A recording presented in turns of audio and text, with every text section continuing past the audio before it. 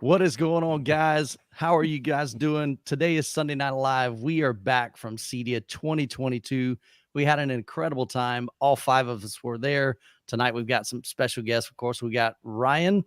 So, Ryan, what's happening with you, brother? Oh man, I'm glad to be home. So I just Ryan got was home. Ryan was working with Mad VR, and he'll share some details about kind of the post that they had set up and what was going on at his section. Up at the top right, we have Ike, Easy HT Tech. Ike, what's going on, man?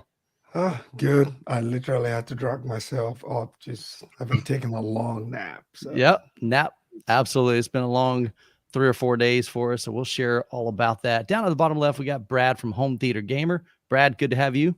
Oh, thank you. Yeah, I feel like I've just spent the last week with you, and then like we just caught like basically almost like a red-eye flight this morning at we were at the airport at like what 4 a.m. Yeah. Wouldn't that be interesting if you said that and then Michael said, "I haven't seen you in a week." Oh no. I might need to see someone about that then. Yeah. We had lots and lots and lots of late nights. I mean, we're talking 3:30 in the morning for me, editing 2:30 several nights, getting up at 6 a.m. And then we flew back this morning, me and Brad from Dallas we got up at 2 and we had to catch our flight. It left at 6 a.m. So definitely was a long day for us, long 3 days, and then taking some naps. Then down at the bottom right, we got Jordan from Haterade Cowboy Cinema. Jordan, how are you doing, sir? Doing pretty good, man. Like you guys, I'm tired. I drove for about 3.5 hours, both ways, came home, immediately started editing, and I was like, I got to get this stuff out while it's still hot. So nice. Get some rest, but yeah, I got to go back. I got to go to work tomorrow. I was off all week, so that's a bummer. Super cool. Jordan, you have been cranking out some content. All four of us were there. I guess 5 of us were there at CEDIA. So Brad is making some content on his channel. Brad has a channel called Home Theater Gamer. He's doing a lot of behind the scenes. He did do some interviews with some brands, so definitely check him out. Jordan has already been cranking out shorts. He's been cranking out some interviews with different brands. So check out Haterade Cowboy Cinema. And then up at the top right, Ike, did you get your video out yet? You had one? Not yet. Okay. Ike has like 6 SD cards full of stuff. And he's like, what do I do now? I got to figure out that editing, man. That editing is a nightmare for me. Yeah. So, well, super cool. So, guys, here's kind of what we're going to do. Number one, if you've got questions, and maybe we'll kind of try to keep it tied to CEDIA, maybe things that you were hoping that we had a chance to visit, different booths, but it definitely could be anything home theater related or so forth. Yeah, I like that idea. Leave those in the chat, but we will address those at the end of the show. So let me throw this up there if I can find it. I am watching for questions and stuff, so don't panic if we don't answer them. I star them and then we readdress them at the end. Yeah, so we can actually star them, and so that kind of filters those, and then we'll go to those stars, and we'll just kind of do them in the order that they were dropped. So I definitely ask those questions there. But we figure we've got several topics that we're going to be looking at regarding CEDIA. We had a blast. It was an incredible 3-day event. We even had a pre-show event for the press the day before and had a chance to check out the booth that Ryan was at. So let's do, I guess, yeah. So let's just go ahead and jump right into it. So first thing, new products. One of the benefits of CEDIA is a trade show that all these different vendors come and they set up their booth, they bring their products. But CEDIA is primarily, a lot of times, these brands will introduce these brand new products, showcase those to dealers, to custom integrators, let them know kind of what's going on so that they can service their clients and their customer base. But press get a chance to come, check those things out too, do some interviews. And so, guys, let me know, what were some new products at CEDIA that you're really excited about? I mean, for me, it was all the new receivers from Denon. Cool. I'm a big Denon Marantz guy. I love being able to actually see them in person. Yeah. And then they had most of them set up in the booth with like the front facing out and then the rear. So you got to see the front and the back, which I thought was cool. And then the Cinema series, which I think some are coming out this year, some are coming out next year, are actually on like swivel pedestals, kind of like a Lazy Susan type thing that you can just spin around. I thought that was really cool. I really enjoyed notice that part. No? No. Yeah, I had stopped over there when I had like some me time after we did our final shoot. That was one of the first. They were all kind of like off Man. kilter a little bit. I was like, that's an odd That's design cool. choice. And then I was like, oh, this makes sense. My me time consisted of arriving at a booth that I wanted to see and immediately getting paged to say, "There's 5 million people here. You need to Right. come back." Yeah, Ryan. That's awesome. Yeah, I watched I it right before we left. The line was filled up. There was a Yeah, long the line. train Yeah. on. Right. Yeah, that We'll was get there. crazy. We'll get there. Yeah. But Yeah, somebody was we'll going to talk say about that. something about a product that somebody else was talking. Oh, Before I go rudely ahead, Jordan. interrupted them. I think that was me. I was just gonna say, yeah, we're gonna talk about it a little bit later, but I've never experienced anything Marantz, but I walked past their booth and went in and was absolutely floored by those new cinema series, man. And the They look- Nard tokens. They look Man. gorgeous. Yeah, it was awesome. I think my thing was the new special edition JVC.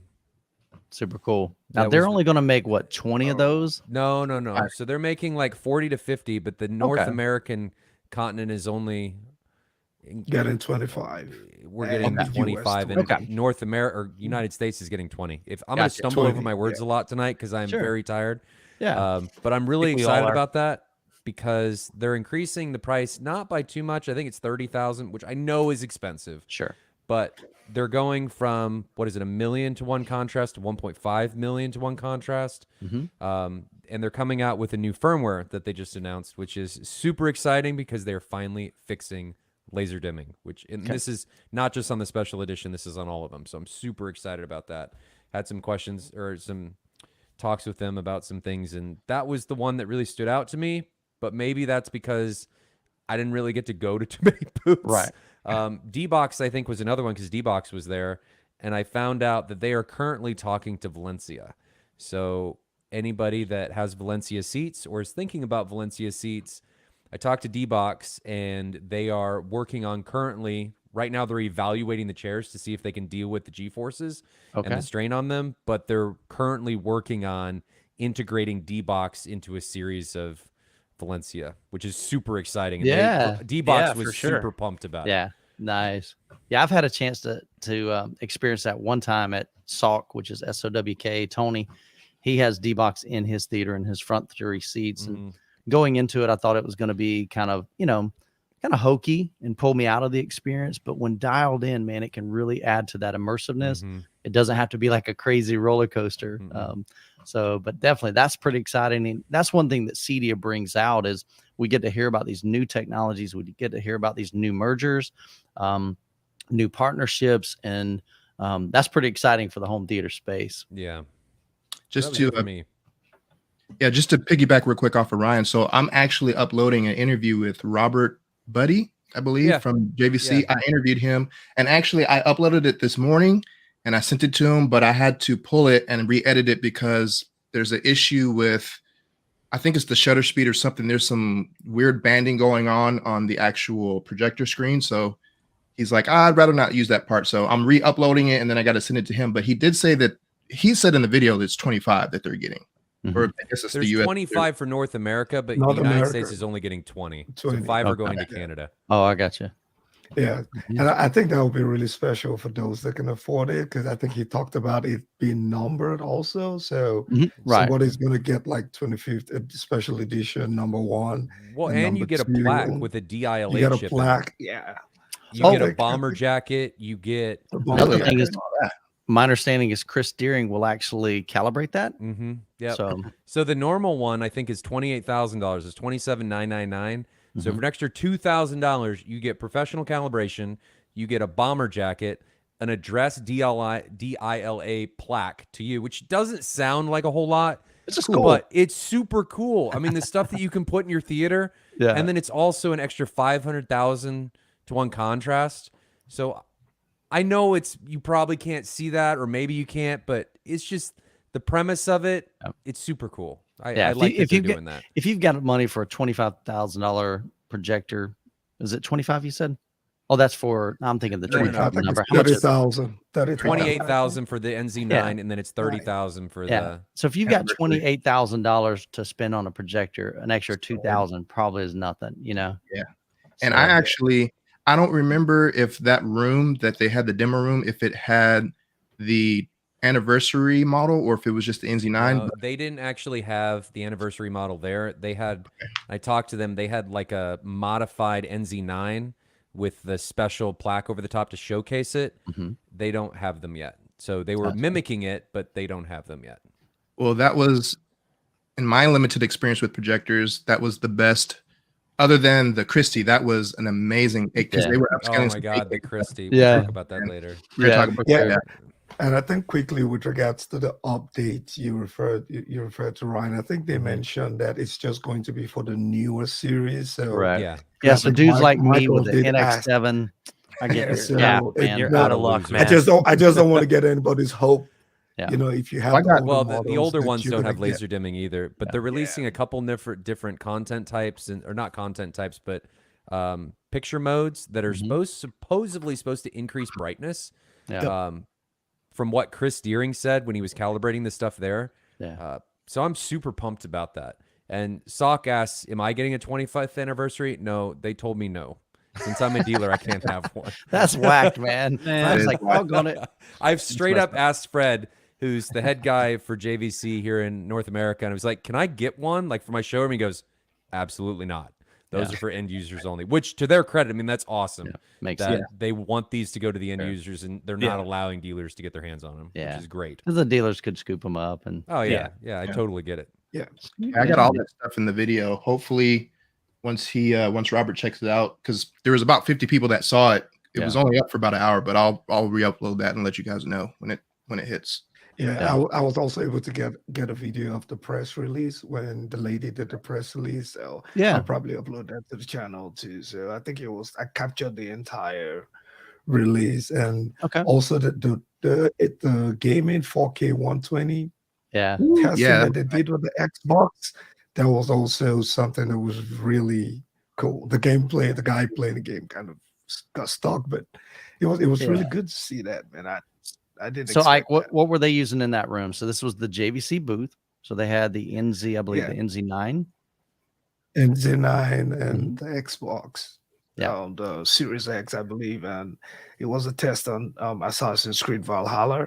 Yeah. So, but it was really good. It was really smooth. You know, I was out there just trying to see if it had any of those jitters and, you know, if there will be any kind of frame rate drops and things like that. But Yeah. I was So impressed. I was like, wow. Yeah, it was super impressive. And then I realized after we'd watched it and I was walking around by myself, I'm like, wait a minute, Assassin's Creed is only 60 FPS. So they weren't actually displaying any 120 Oh, frames per funny. second. Yeah. Interesting.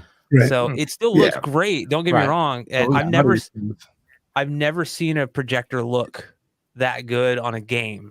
Mhm. Assassin's Creed Valhalla also, interestingly enough, does not have the best HDR implementation. Okay. So Yeah. I think they partner with Ubisoft or something like that. But Gotcha. like other games will probably pop way more. Assassin's Creed Valhalla is typically very like murky, very kind of, you know, washed out in certain Not areas. super colorful.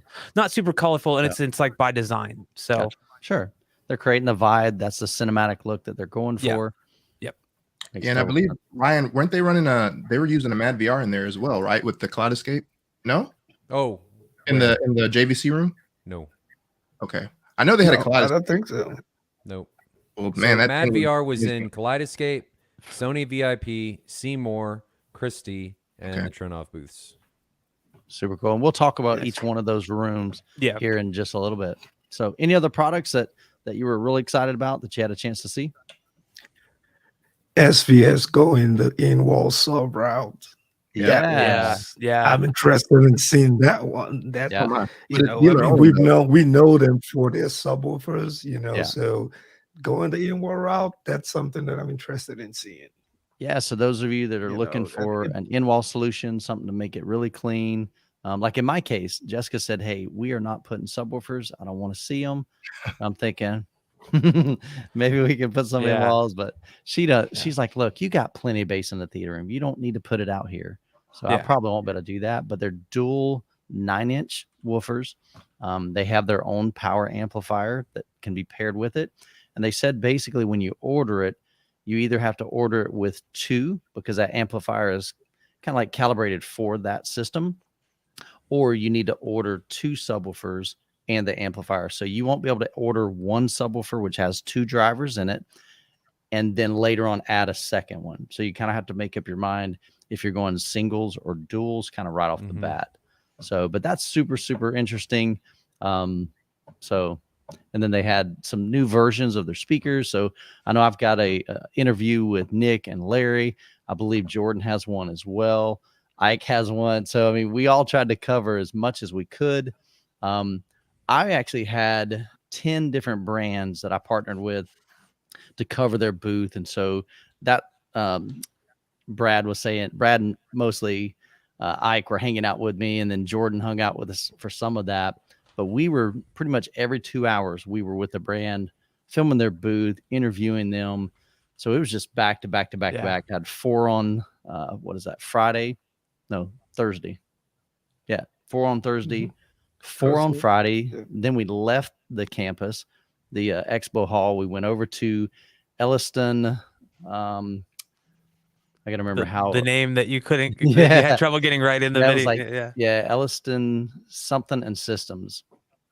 I don't know. Systems, I can't remember the middle. Yeah, but anyway, it was a local home theater, kind of installer, custom integrator. They build and design home theaters, but they also do things like lighting and shades and all different types of things. So they have their showroom that looks like a home. So they've got a bedroom, they've got a dining room, they've got a kitchen. And so they can kind of show you, okay, this is what it would look like in a home. And then they have this really awesome home theater, just incredible sound there, beautiful decor. So I'll have a dedicated like home theater tour type video of that.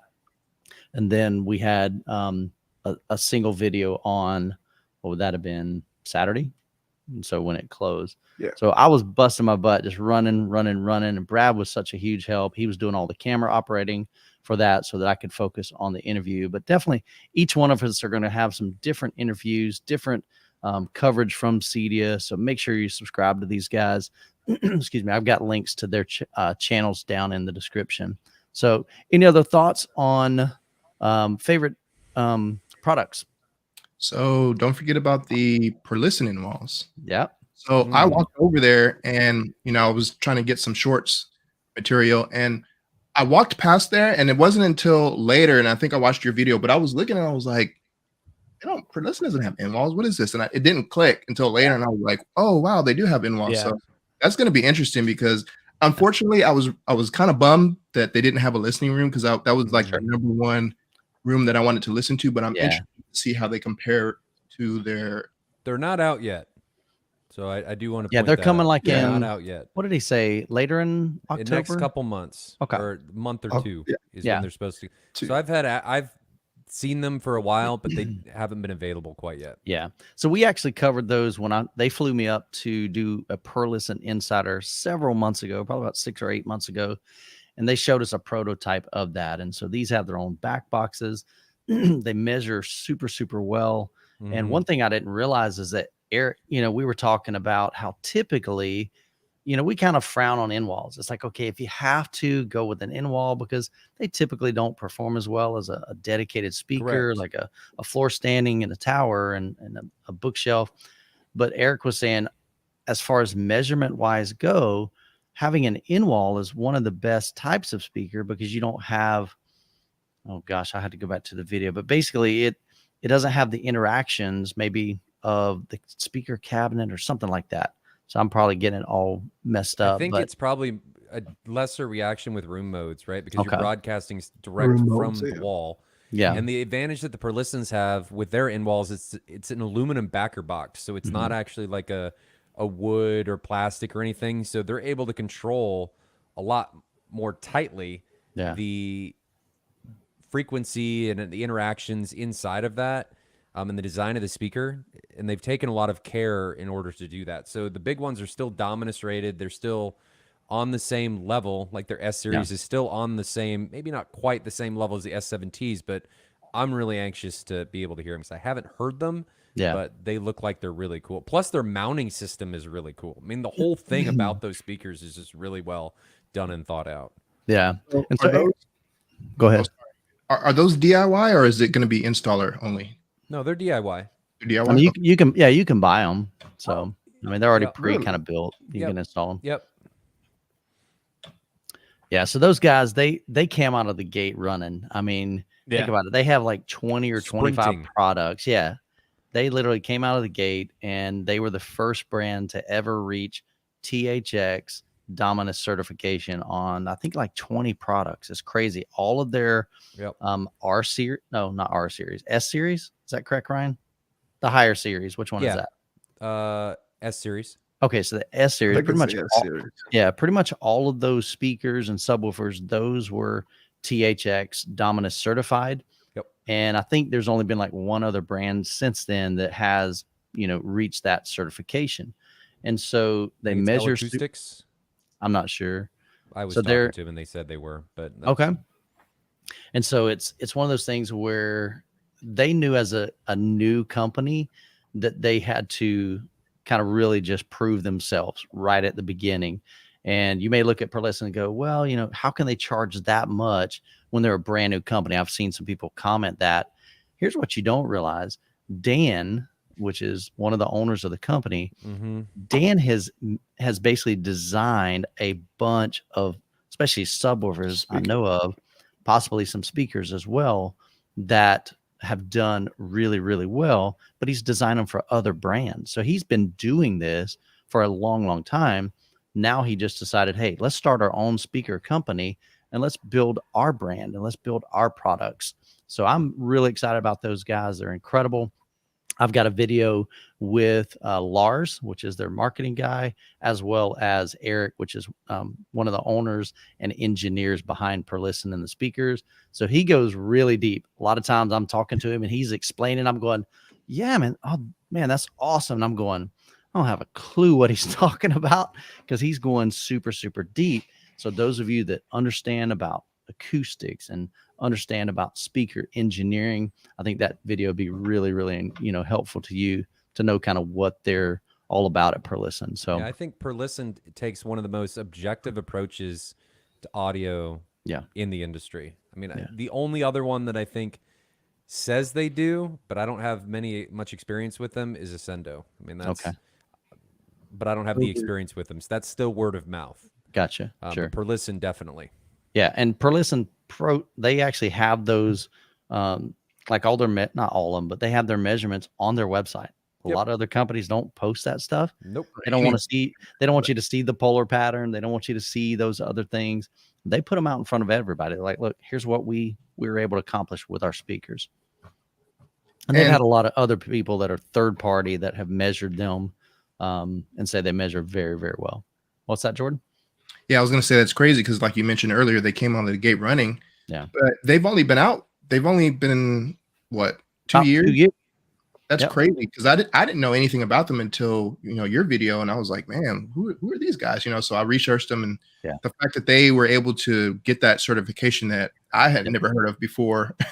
They were like, who is this company? What is this Dominus certification? Yeah, You're like, I had no idea that even existed. Like, yeah. Dominus certification. So one thing about Dominus is if you walk around and ask people what Dominus means, nobody will tell you.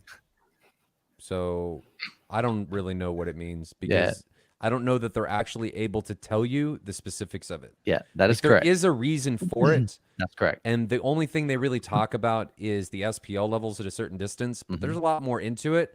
Correct. And I asked Dan about it this distortion weekend, levels, and he wouldn't tell me specifically what it meant. Yeah. So, and the thing is that, and that's the same thing. I was talking with Hobie, and so when he was trying to get THX certification for the monolith subwoofers, and he was able to achieve that, but I think theirs is what the THX maybe Ultra certified, I think. Because you got like Select, you got Ultra, and then you got Dominus. So I think he was hoping he would reach the Dominus, but they weren't able to get that with theirs.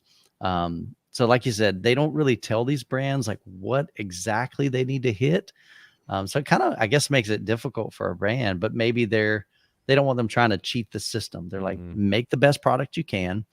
We've got our certification and we'll tell you if it meets that standard for this size room. Because typically with each level, you've got to reach, like Ryan said, certain SPL levels, because typically those rooms get bigger. A THX Select would be a certain cubic feet. Mhm. Ultra would be a certain bigger cubic feet, and then Dominus would be a pretty large room. Mhm. So they got to be able to do that, but it's way more than just output. So, but definitely those guys, they're super, super guys. They're great to get to know. So definitely check out the videos that we're going to be launching. Some of them are already live, and then some of us are still working on content for that. Cool, man. Y'all ready to move on to demo rooms? Let's do it. All right. So favorite demo rooms. So at CEDIA, really cool thing is several of these brands, and typically they would work in partnerships. What you have to understand, the booths at CEDIA, number one, are super expensive.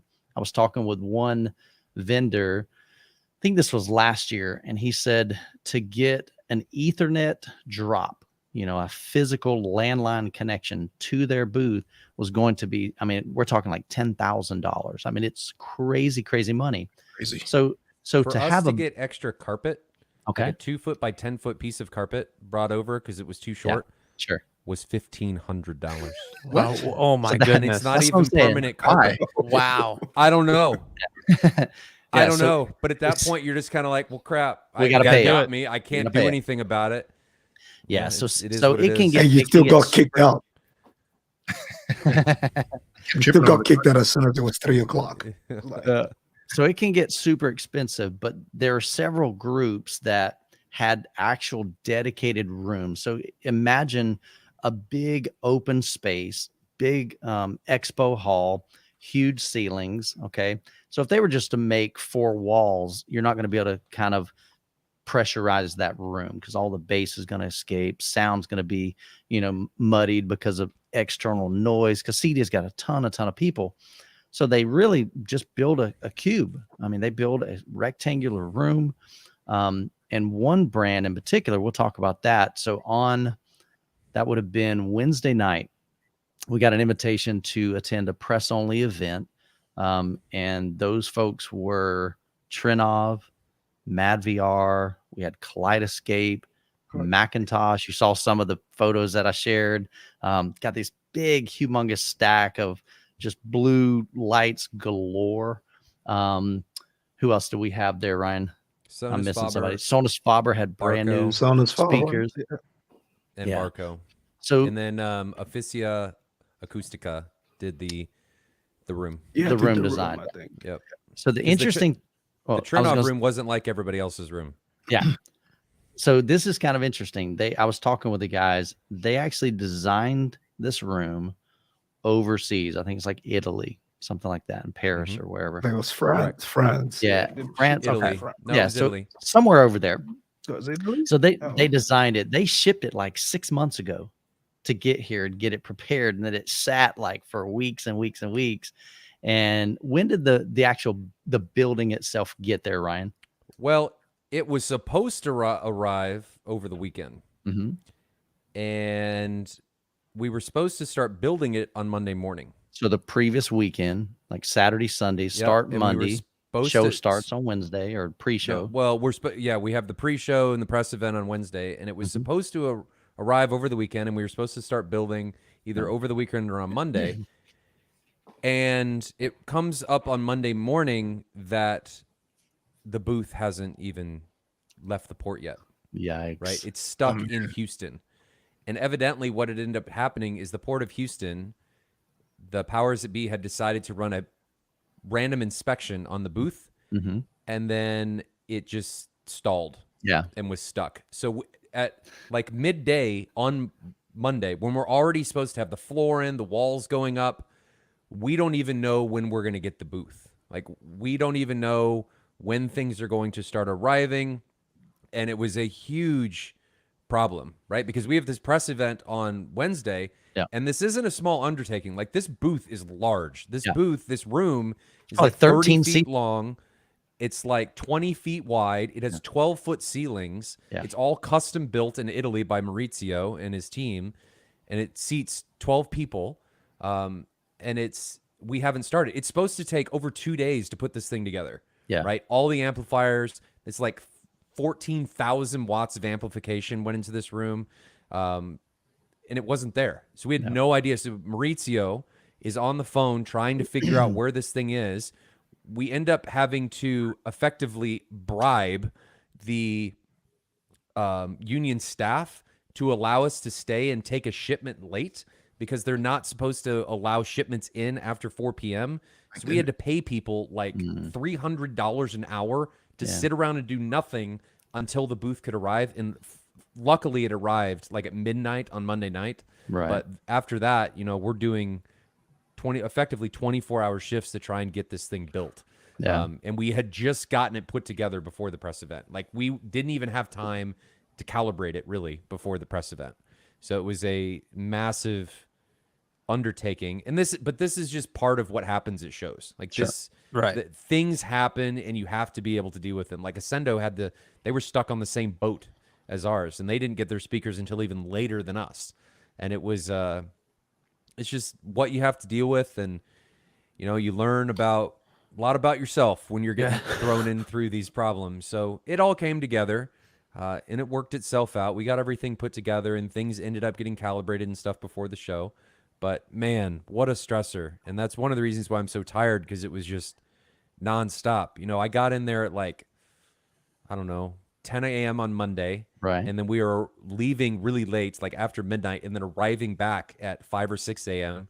to continue working. And it was just nonstop. And then the show starts, and then it's nonstop. But That's it was crazy. all worth it. That's All worth it. crazy, man. Yeah, when I first walked into the the expo, because that was my first time at CEDIA, I was overwhelmed. Just like, how do you even? What are the logistics behind something like this? Like, how do you plan something like this? And then you guys were telling me that the night before, like there was no carpet, or there was carpet and it was all dirty. Yeah. And then in a matter of hours, it was like, boom, everything's there. Yeah. And I told the guys, that was surprising. I said, by the time we get ready, this thing will be, the carpet will be vacuumed. I mean, they were literally rolling out the carpet, you know, that we're going to be walking on through in between the booths and pretty much at the booths. Those already had, the carpet because they've already had their booth erected, but the main aisles, they were still rolling those out. And so we're like walking, Brad's talking, and man, I'm tripping over carpet. Yeah. Oh yeah. I'm looking and I'm videotaping and all this Getting stuff. the stink eye from the people putting the carpet in. You're like, hey, Like, dude, we you're just standing were where I trying need to to roll work this there, man. out. We still had crates and stuff around the turnoff booth when you guys arrived, and it was just. So I'm going to show you a photo. nonstop. I'll pop this up here. So this is, and if you guys haven't, like any photos as we're talking, definitely share those and I can pull those up. Here we go. So this is the Macintosh Trinov Sonus Faber. It was 11.12.6. So they had 12 subwoofers in here. Absolutely ridiculous. 6 Atmos channels, 11 bed layers. There was probably 3 tiers of seating, about 13 or so chairs, 12 or 13. No, more than that, like 30. Sorry about that. Because I think there was about 7. Bigger than that. Yeah, so probably about 21 seats, if I remember correctly. No. We could only fit 12. It was 3 rows of 4. Okay. You know what? I'm thinking of another booth. There's dude, that There's whole so much. I'll be honest, There's so 3 many days booths, was a man. blur. But That's behind cool. here, you can see that crazy rack, man. It's got it was beautifully laid out. And what was really cool, let me put this back up again. Let me add it. There we go. So you can see around the edge, of course, you got all the monoblocks. Then you've got processing, I think, right in the middle. Those It's hard to racks see. took forever. I imagine. They designed it beautifully. Right in the middle They row, did. you can see right below the top Macintosh. One of those is a Trinov processor. Mad VR, I think, is right below that. Yep. Then you've got the Kaleidoscape side by side. There's 2 Strato Cs, and oh my goodness, it was Those racks super cool. without racking, just the racks. Yeah. No cable management or anything. Took me and David 7 hours to put together. It Oh, they was. It took It was forever. gorgeous. All right. So if it costs $10,000 to get an Ethernet drop, I do not want to know what they had to pay to get power to make sure y'all didn't trip some breakers with all that. That's insane. And one thing that they were saying too is that pretty much we kind of tallied it all up roughly, even without the room. Okay. The room, who knows how much they spent on just the design and building the actual room. but the components, equipment, speakers, and everything. And I don't even think this includes the projector because we didn't know what projector they had. Yeah. We're talking at least $500,000 for. Projector was the Nord, and it's 100 grand. Roughly. Okay, so we're talking about a $600,000, and I don't think that included the screen either because I didn't know. Did it include the room? No, No. no, Yeah. that's $600,000 just in Macintosh, the Sonos Faber speakers, the Mad VR. That wasn't including seating, none of that. So we're It's talking $1 million room. easily. Yeah. Easily. So it was definitely the most expensive room there. But here's the interesting thing too. There was a line from Friday morning until Thursday morning. So Thursday morning when the show Thursday. started, all day Friday, and literally until they get on the horn and they're like, all right, guys, y'all need to leave. We're closing down. These booths need to get out of here. Thanks for coming. See ya. And then they're turning people away. They're like, guys, sorry. No, then the other vendors insane. came over. Oh, So then we were still stuck. Oh my goodness. I didn't see that. That's hilarious. But there was a line of probably 40, 50 people Mm-hmm. down the stairs. It was crazy. I've got a little bit of B-roll in. Well, I in feel one of the bad videos. for the booth that was at the bottom of those stairs because our line was into their booth. I mean, granted, So- they constantly had people to talk to the whole time. I mean, I don't Okay. know who was down there, but man, So this is a great transition to that. So the next booth, and I think some of you had a chance to experience this. So right down those stairs was Absolute Ultimate AV. So I had a chance. That was one of the brands that I partnered with. And so I've met with Nigel. So Nigel runs and owns Absolute Ultimate AV down in Sarasota, Florida. Probably about a year ago, I met Nigel, went down there, and I had a chance to phenomenal guy. to demo. He is incredible. And Brad's got a great impression of him. I won't do it on the stream, but yeah. Yeah, we got to keep it clean here. But I went down to visit. I I'm went just down to imagining. it was crazy. He just got this really cool accent. I mean, just super nice guy, but he's so knowledgeable. So I went down and we've were able to experience the Christie Griffin AS. Oh, Okay, man. so that's about an $80,000. Well, not that one. That's about an $80,000 projector. Fast forward to CEDIA. At CEDIA, they brought the big boy. So this is the Christie Eclipse. Christie Eclipse is about $450,000 projector. Absolutely beautiful, gorgeous image. Interesting thing, we walk in to film, and we're getting cameras set up, and Nigel, he dims the light after we do our interview kind of part where he talks about the products that are in the room and what they're all about at Absolute Ultimate AV and what they can offer to consumers. We dim the lights. He's ready to do the demo, and he looks over and he asked Brad if he could turn. Brad was filming. He said, "I need you to turn off the LCD display." Is that right, Brad? Yeah. He was that and the record light, the red record light. I ended up having to put my finger over that. And I told him I can dim the screen, but we are filming a video and I need to make sure that everything is in focus. Right. Nothing is like clipping audio wise or video wise. That's the whole reason we're here. Yeah. Without that, I don't know if what we're going to see is going to be good. And Exactly. also there's just no way to turn the screen off unless you No. flip the screen around. Sure. So I thought that was funny. You had the tape over your blue LED on the Rode Wireless Go. Yeah. And they were so like the minute detail of like, this room is completely blacked out. We want you to make sure that Yeah. this is the black floor of the projector. Correct. When I went to pick up the Mad VR that was in that room, Mhm. there was gaffer's tape all over the back of it. Yeah. Because I looked back like, there's not even lights here. What are you doing? Yeah. But Yeah. they were shielding the lights from inside the case. Correct. And the Mad VR does not have a glass panel on it, Right. Yeah. It's So like a they were- metallic front. Yeah. covering every last piece of light Yeah. in that room to showcase the black level of Yeah. that projector, which Yeah.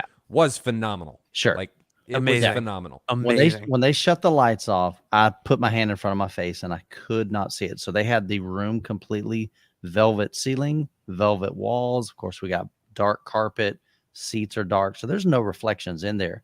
And it was kind of interesting. So we dimmed the lights, and Nigel looks over and he's like, "What's that?"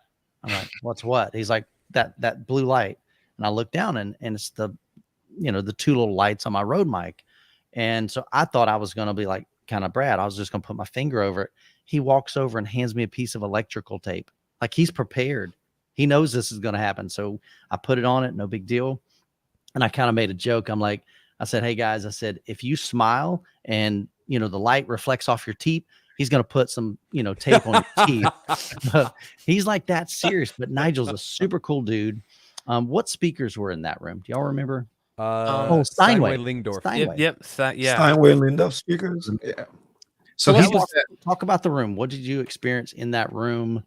We went through some musical demos as well as some movie demos. I mean, that was probably my favorite demo room of the whole event. The black levels, like we're talking about, like pretty much near OLED black levels. I mean, 100%. In a room like that, there is no competing with like. It was just amazing. Yeah. So and then the audio, I love their actual. They did a spatial demo with Avatar, the first Avatar movie, and it just sounded so good when because they were doing like they would turn it off, turn it on, turn it off, turn it on, and like you could hear the difference in fullness, and it wasn't like a massive difference. Right. Wasn't night and day. Right. But it sounded very natural, which, if a lot of the up mixers that we use typically, like Dolby surround up mixer or whatever, they can sometimes make things sound a little wonky depending on the source. Not everything's created equal.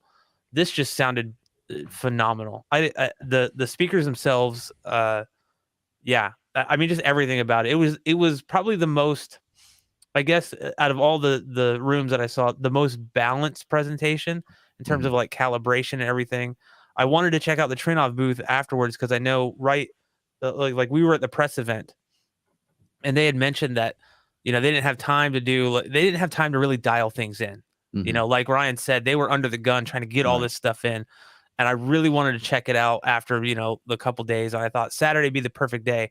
Yeah. No, man, that line was just, it wasn't happening. Everyone thought that would be the perfect day. And then they came, there was no perfect day. Yeah. Just line after line. Yeah. And honestly, I hate to kind of shift gears, but we never really got your thoughts on the booth. We talked about what the booth was on the Trinnov, but what was your thoughts on the experience of that? Did y'all want to share a little bit about that before we move to Absolute Ultimate? Which booth? Or I didn't know we were talking about the Trinnov booth. I don't know. We kind of had this. Let's talk about Absolute Ultimate, and then we can come back and talk about. Okay, I just want to make sure that if you had some thoughts on that, if that was your favorite demo room. No, we'll come back to it. Okay, I got you. Okay, cool. Yeah, Right, but like the Absolute Ultimate AV room. Did I say that right? Sorry, I'm tired. I can't. No, you're good. I can't remember. Yeah, when I say balanced, I mean from bass to high, to like everything. Some rooms had bass crank way too loud. Some was just like, I want a little more. Like, it impresses me in the clarity of the bass, but there's like some tactility missing. One problem I had with all of the rooms is that, with the exception of Ascendo, with their and this is low frequency only, was that I felt like the subs in all of these rooms fell out of a cliff at like 25 hertz. Yeah, like it just came here and then it just died, and it was you missed that infrasonics, which I get it. But in everybody I talk to, and I think this is a testament to the home theater crowd and the enthusiast crowd, everybody that I talked to there was like, man, that low frequency was awesome. Like, man, there's something missing. Yeah. Once you know. And then people were looking at me like I was crazy. Like, just trust me, there's something missing. Ascendo had it, right? Because they had 421s, and then out front they had that 50. But I just felt like the Absolute Ultimate room was phenomenal, but it, like what I felt like in the Trinnov room, just lacked that low frequency. Now, what I'll say about on projection was it was fantastic. Yeah. I really liked the Coca-Cola demo. Yeah. The color in that was magnificent. Unreal. I mean, it was amazing. What ended up happening to me, though, because we were demoing AI-controlled motion interpolation on the Mad VR, so I was staring at this all weekend, and I really liked it, like the motion interpolation. But then from that point on, every time I went to another booth, I could see the frame rate. Kind of like jitter. You could see every little move, and it looked like a clock hand. So that just ruined the entire experience to me. And Nigel knew, because he could look at my face, and he had been over there to look at motion interpolation. Yeah. And we felt the same way. And it wasn't the fault of the projector. It was just the material. So I tried to look past that, but the projector was just amazing. I It mean, was there was stunning. nothing like it. I mean, it was the color, the brightness. He said it was outputting 17,000 lumens. Yeah. At that point, it was at about Whoa. 87%. Yeah. It was a 0.7 gain screen, and it was just phenomenal. I mean, Yeah. what they were doing. They did, I mean, it was 17,000 lumens, and they had to bring it down in the calibration, but it was just, it was amazing. Yeah. Yeah, and he told me that usually when they install it, they usually recommend like a 7-foot distance from where the projector is to Okay. probably, where your back seat probably wants to be in your media room because of the power of the laser.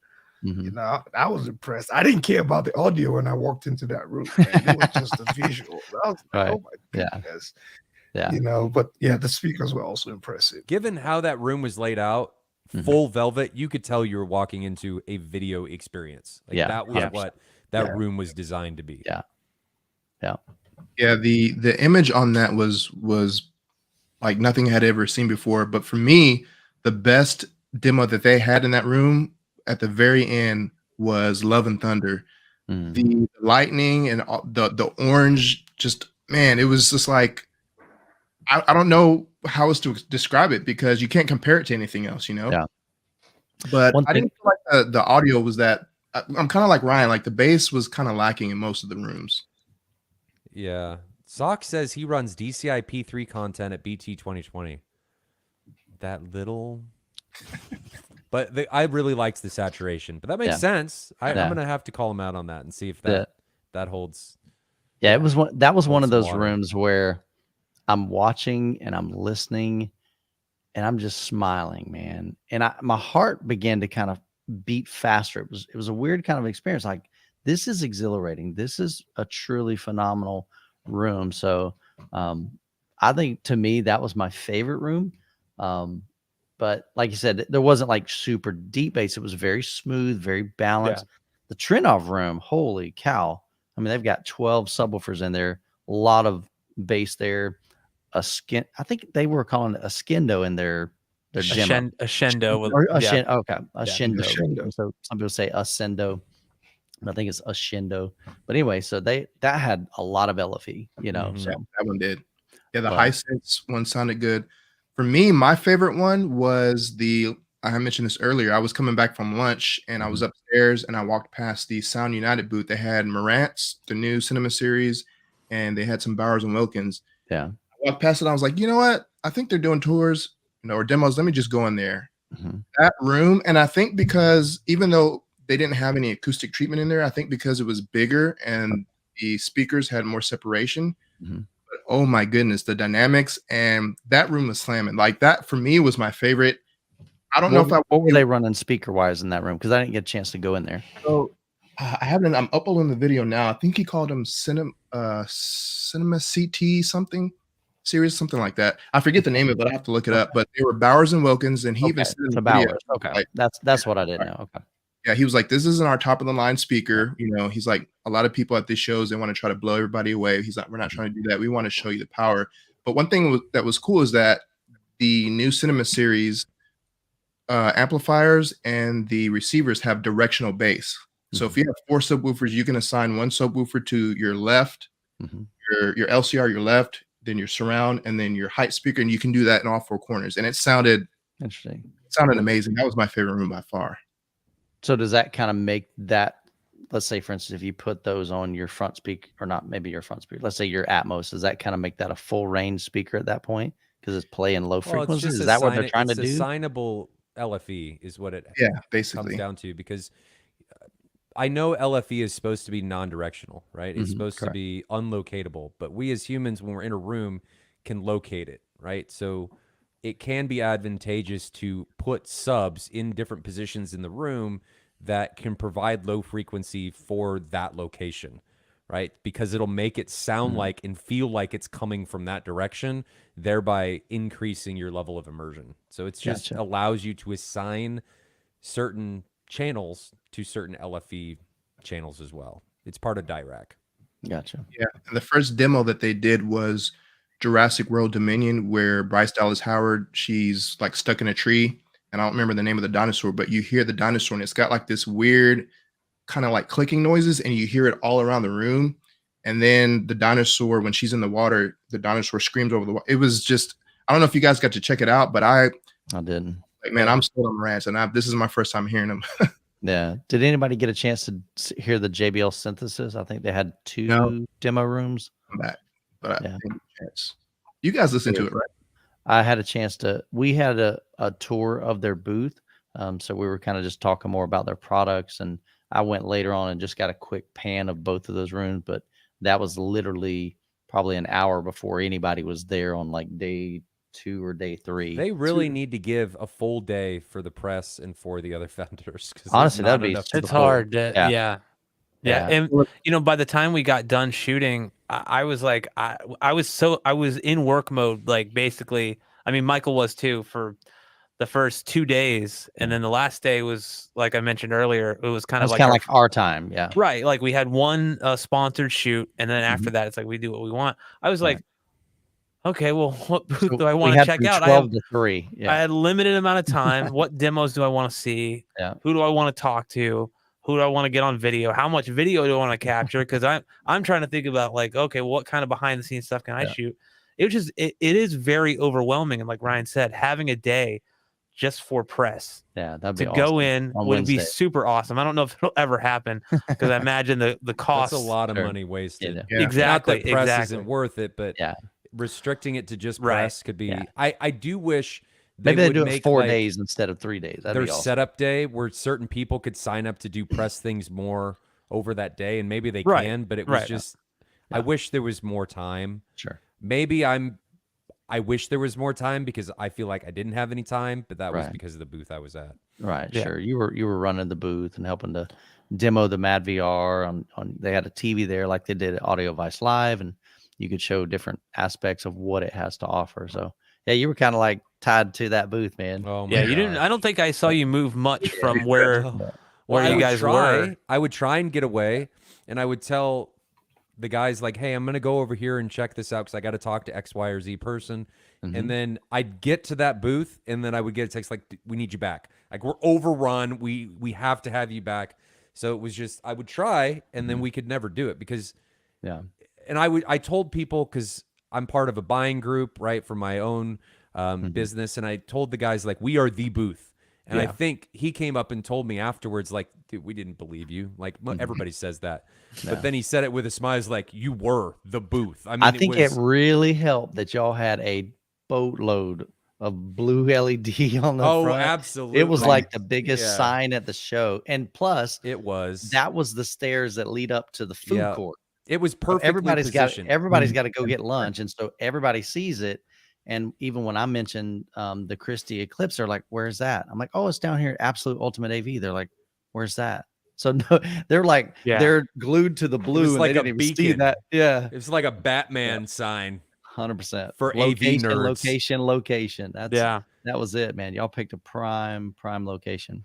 All right, Yeah, guys. so I need one of you guys to make like a Batman signal, but have it be the Macintosh logo that we can shine up at the clouds Pretty to cool. just attract the fellow Yeah. AV nerds. Yeah, it was cool though. But but definitely we had so many opportunities to hear some really great demos from some different brands. I wasn't real impressed like with the audio quality of the JVC room. They had partnered, I think, with was it Denon speakers or DefTech speakers, maybe? I think it was. And they didn't. I And could be didn't. wrong. They didn't even have it loud. I Yeah. mean, it was just like it was just there, just to be there. They did a couple Yeah. demos, but it was really just showcasing. Okay, here's the picture image quality of this, so that you're not sitting in silence. So they just chose not to do a theater experience. They just wanted you to see visually, man, this thing is beautiful and gorgeous, and it was. So I do want to mention that I really did like the what is it, the Quantum Media Systems room?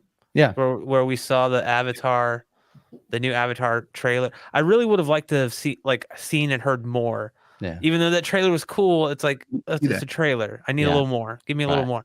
But like the line array set up in that room. Was it a line array? Right? Like it Yeah. was I think I can't remember. line arrays. Yeah, I don't know if a line source, a line array, one of the, Line, so you one of the line two. But source. like the center channel alone was the width of the whole screen, and that was Yes. in the seating area, which was like their big thing. yeah. And it Alright. I think looked it and was like sounded amazing. 11 speakers. Yeah. And that They was had a like that was 11 a speakers across. and that was a massive LED, not LED, just a massive display wall. How do you say that? Yeah, I Video don't. wall? I think it was a display wall. I know they were really keen on mentioning that it was like one of the few Yeah.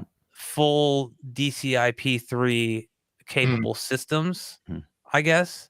And that the Avatar trailer they showed was DCI-P3 as well, which you Yeah. don't find typically in the home entertainment space, at least. You know, they were doing like stuff like 444 chroma, Mhm. all that stuff, which again, most things are 422 or So that You was know. in a totally separate Yeah. room than the actual expo hall. You had to lead kind of Yeah. like where registration was, go down the we got a hallway. little We exercise totally got trying to lost. find that room, didn't we? Totally got lost there. Yeah. But it was on the Omni Causeway, and I think there were Yep. several Oh, brands down yeah. there. So we just had a chance to visit that one. It's a big kind of like not ballroom, but just a big conference room, beautiful high ceilings, kind of decored very nice. And that room was tricked out, man. All right, that Michael, you that got a image super was chat. incredible. Okay, cool. So Gotham, appreciate you, brother. $2 super chat. Eclipse versus the video wall. Oh wow, what had the best picture quality? So honestly, two totally different rooms, two totally different sources, a lot of differences there, and then a different time frame. I think there was a day, probably at least a day apart. I love the Eclipse, the best projector I think I've ever seen. I mean, it's bar none, absolutely drop dead You gotta gorgeous. pay for it though. Yeah, I mean, $450,000. Yeah, that's But I also said the same thing when I saw the Griffin AS, which is about $80,000, which again, still big money. But the video wall, stunning, super stunning. They had this still image even just when we walked in, and I went, holy crap! This thing was how big? 16 feet wide. Which one?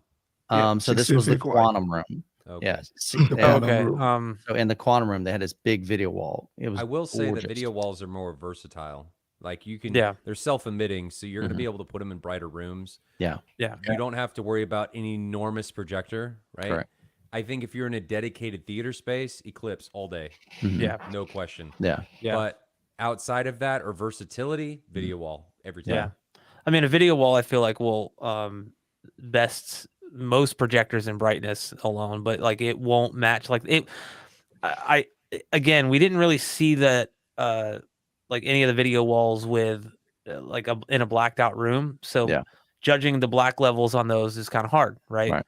Like the Sony looked cool, like their 220-inch crystal LED was Those are super cool, and like It's it's in the adaptable. middle of the room, or the Right, middle of the right. whole trade Yeah, show. so there's bright lights everywhere, but yeah, and it was super bright and super vibrant. They Beautiful. put up Gran Turismo, and that looks super cool. But again, how are you going to judge black levels in a brightly lit room Yeah. like that? Now, It's one- just impossible. One thing I did notice about the video wall is I got probably about a foot from it, I know what you're going to say. and I yeah. could literally feel the heat coming off of it. Yeah, Yeah, it was really hot. Yeah. Yes, The so I'm Christie had thinking its own air conditioning unit. that's true. Okay, That's okay. true. It had it. You forget need that. you But, need its okay, own all right. HVAC system. All right, so but think about this though. At least the Christie is pulling that out of the room versus if you got a wall display, that's putting that heat into the room. You can't get rid of that. Yeah. You're Yeah, gonna but the have- room is I probably don't know enough about it to not make going to that be less than determination. 20 feet. Yeah. If you have that in a room, it's going to be a Yeah. really big room. So Yeah. my Epson you have to 5040. have serious Yeah. HVAC. And it may not be a big deal if you crank down your AC, but just Yeah. know that it definitely I noticed the heat from it. I was like, oh, interesting. So Yeah. but they look beautiful. So definitely. So that might be definitely, I've had people in my comments say, hey, that's the way of the future. This is where we're going. It's just not going to be anytime soon. I mean, they didn't. All right. I even asked the Sony guys, like, what are we talking price wise here? And he's like, it's a custom thing. Can't Yeah, really they say. are.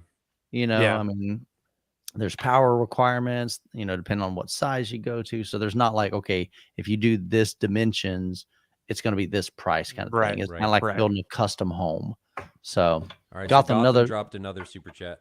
$5 super chat. Appreciate it, brother. He says, which Thank you. video wall did you like the best? Quantum, Sony, Samsung. I did not see the Samsung. I had a chance to see the Sony. Again, 2 different rooms. The Sony was out as a 220-inch video wall, and it's in the middle of the expo. So you've got all these massive lights. I mean, lights are full on that thing. Yeah. In the Quantum room, they actually could make it. I think they turned off the lights, didn't they? And For They Avatar, Avatar? did. they I got think so. it. Yeah. They did. I think it's also worth mentioning that in the Quantum room, they were actually doing a 2:37 aspect ratio. Whereas the Sony display was, I think it was 16:9. Yeah.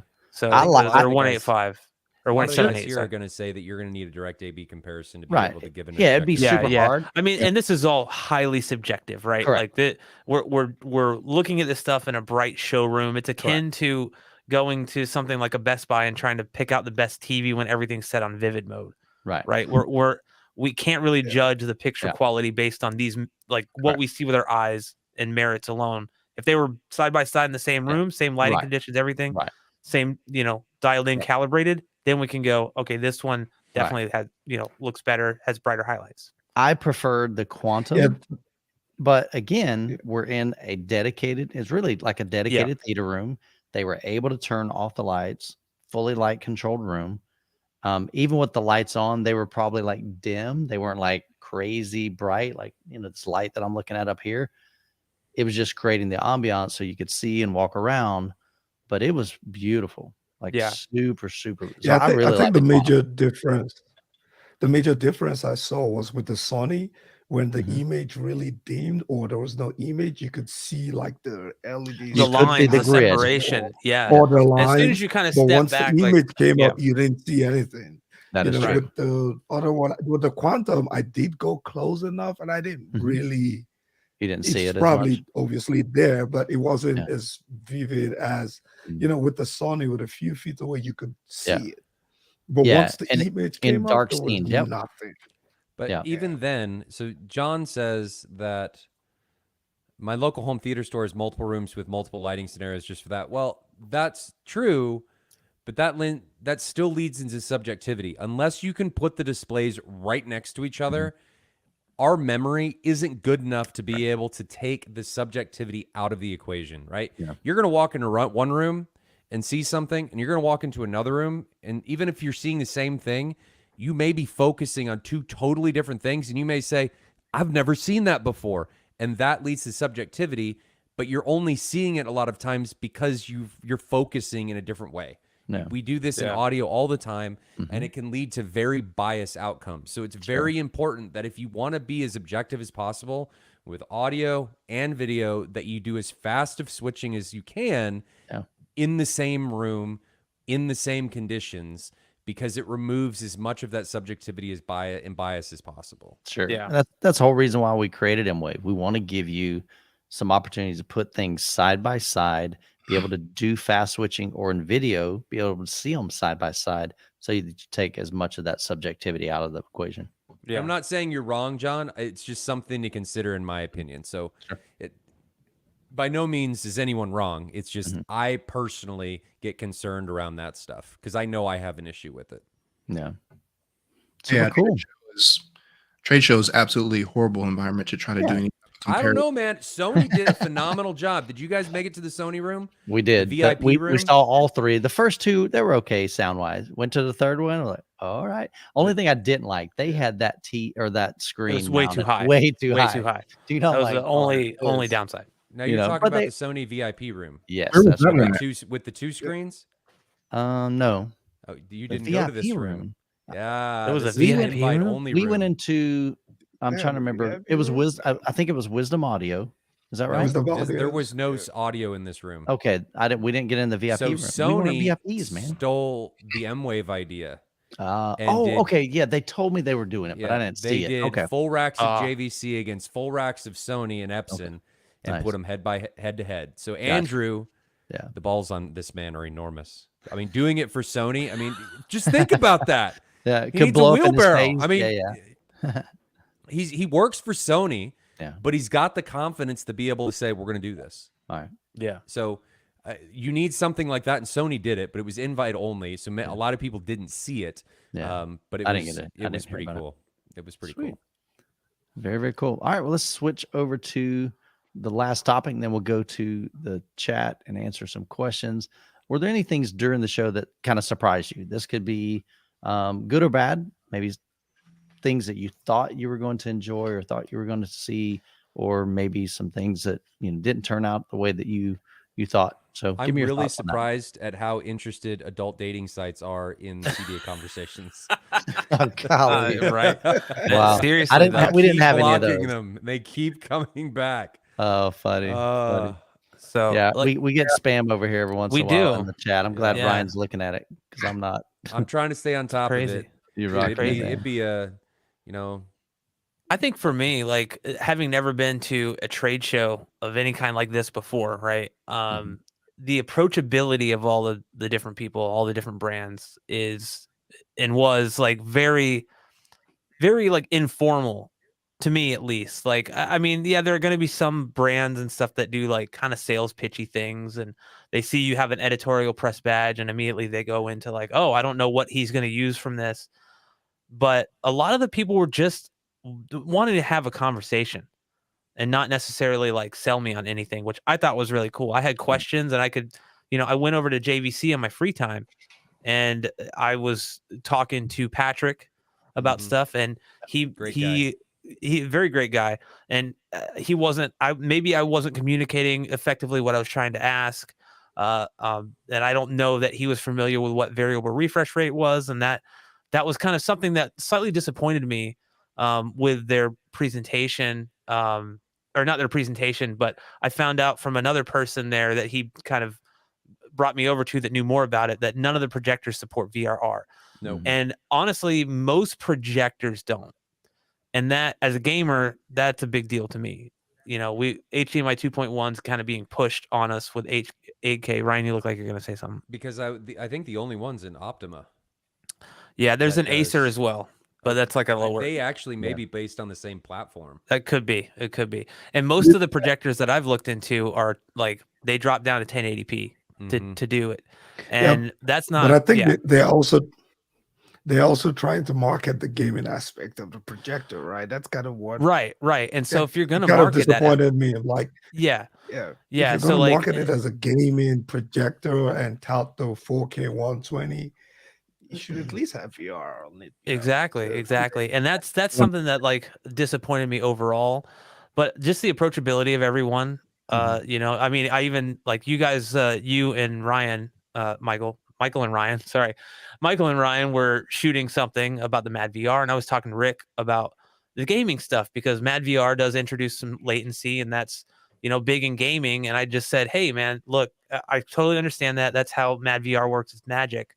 But at the same time, there's a whole untapped potential there because HDR in gaming is a mess, an absolute mess. Movies are less so.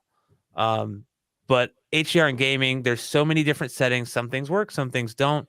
So many different, some games have a max output of 2000 nits, while another game might have 10,000 nits. So there's a lot of HDR tone mapping issues and stuff. And I was just talking to him about that stuff because that's one of the biggest things about Mad VR is their HDR tone mapping, highlight recovery, all that stuff. Look at him. No, I'm really interested in that because I think most people don't know how to set up HDR correctly in these games because they don't know. I'm just going to take that a step further, and most people, including companies, don't know how to deal with tone mapping in general.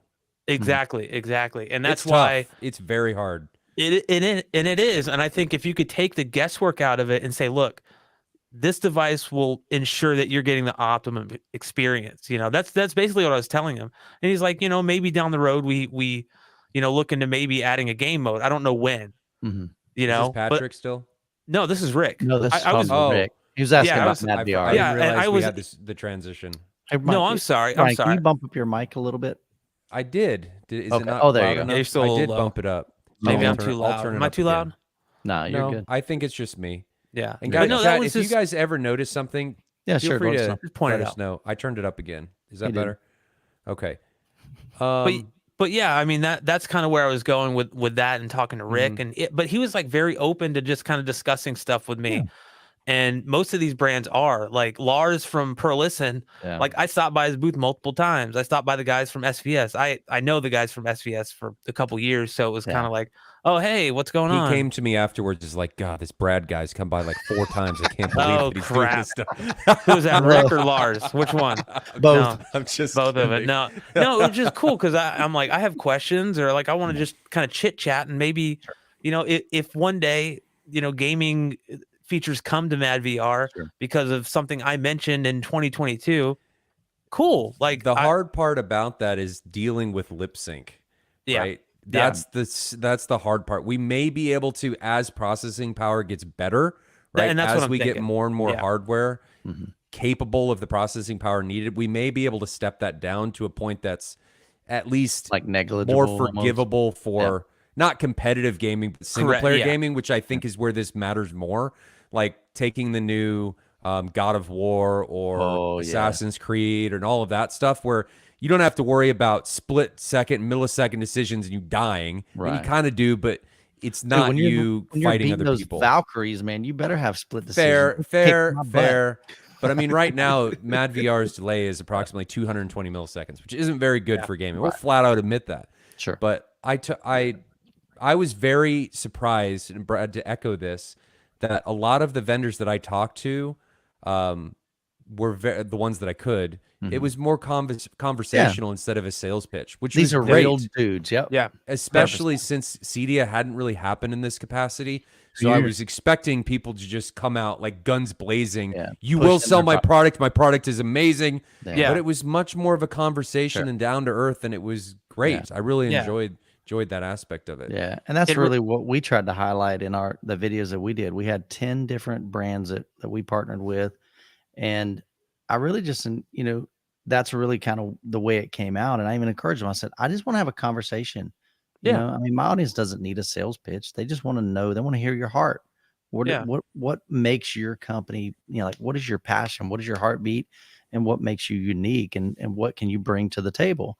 And so it was that conversation, and it's super cool to me too, as well. Total change of the surprise for me was that our booth was right next to Kohler. Now, who is Kohler? I'm not familiar with that. The water shower. and shower. They had a little square thing with like a shower head spraying water in it, and I thought there was like subwoofers in the shower. Maybe you go in there. I told Michael, I said there better be subwoofers in those showers, man. It was so weird. And then right behind us, past L Acoustics, was smoke detectors. Yeah, and it was just. I guess I get it from the dealer installer. They ran out of space or something up there. Maybe. I mean, literally, like down, because most of that stuff was down on the other end, so they saw all the Macintosh, so they had to bring the smoke detectors close. Right.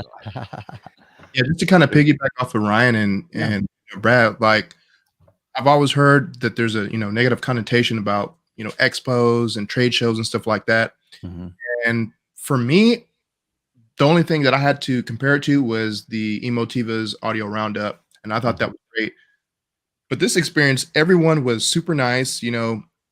I sent out some emails to a couple of companies. Some replied and said, yeah, sure, we'd love to get an interview. And then some I just walked up to and I was like, hey, do you have time for an interview? And they were like, yeah, let me check with so-and-so. But then we'd come back and we'd end up talking for 20, 30 minutes afterwards. And it was just an awesome experience. Like, Ryan was saying, I didn't get anybody. I mean, I'm not a dealer, but I didn't get the impression that they were just trying to sell everyone. And maybe because it hadn't been around for 2 years, but they clearly put the right people, in place to mingle with and talk to and just to get information. Yeah. Ike and I actually had a 20-minute conversation with Amanda from Kaleidoscape. And it was just all about a bunch of different stuff. Yeah. And I never got the impression that she was trying to sell me on their product. She was like, hey, look, like, I was agreeing with her on stuff. But like, okay, yeah, it was just super cool and super like just dynamic. I was talking to a person, not just a robot reading from a script that's telling me, okay, here are the bullet point tech specs of this thing. This is why you should like it.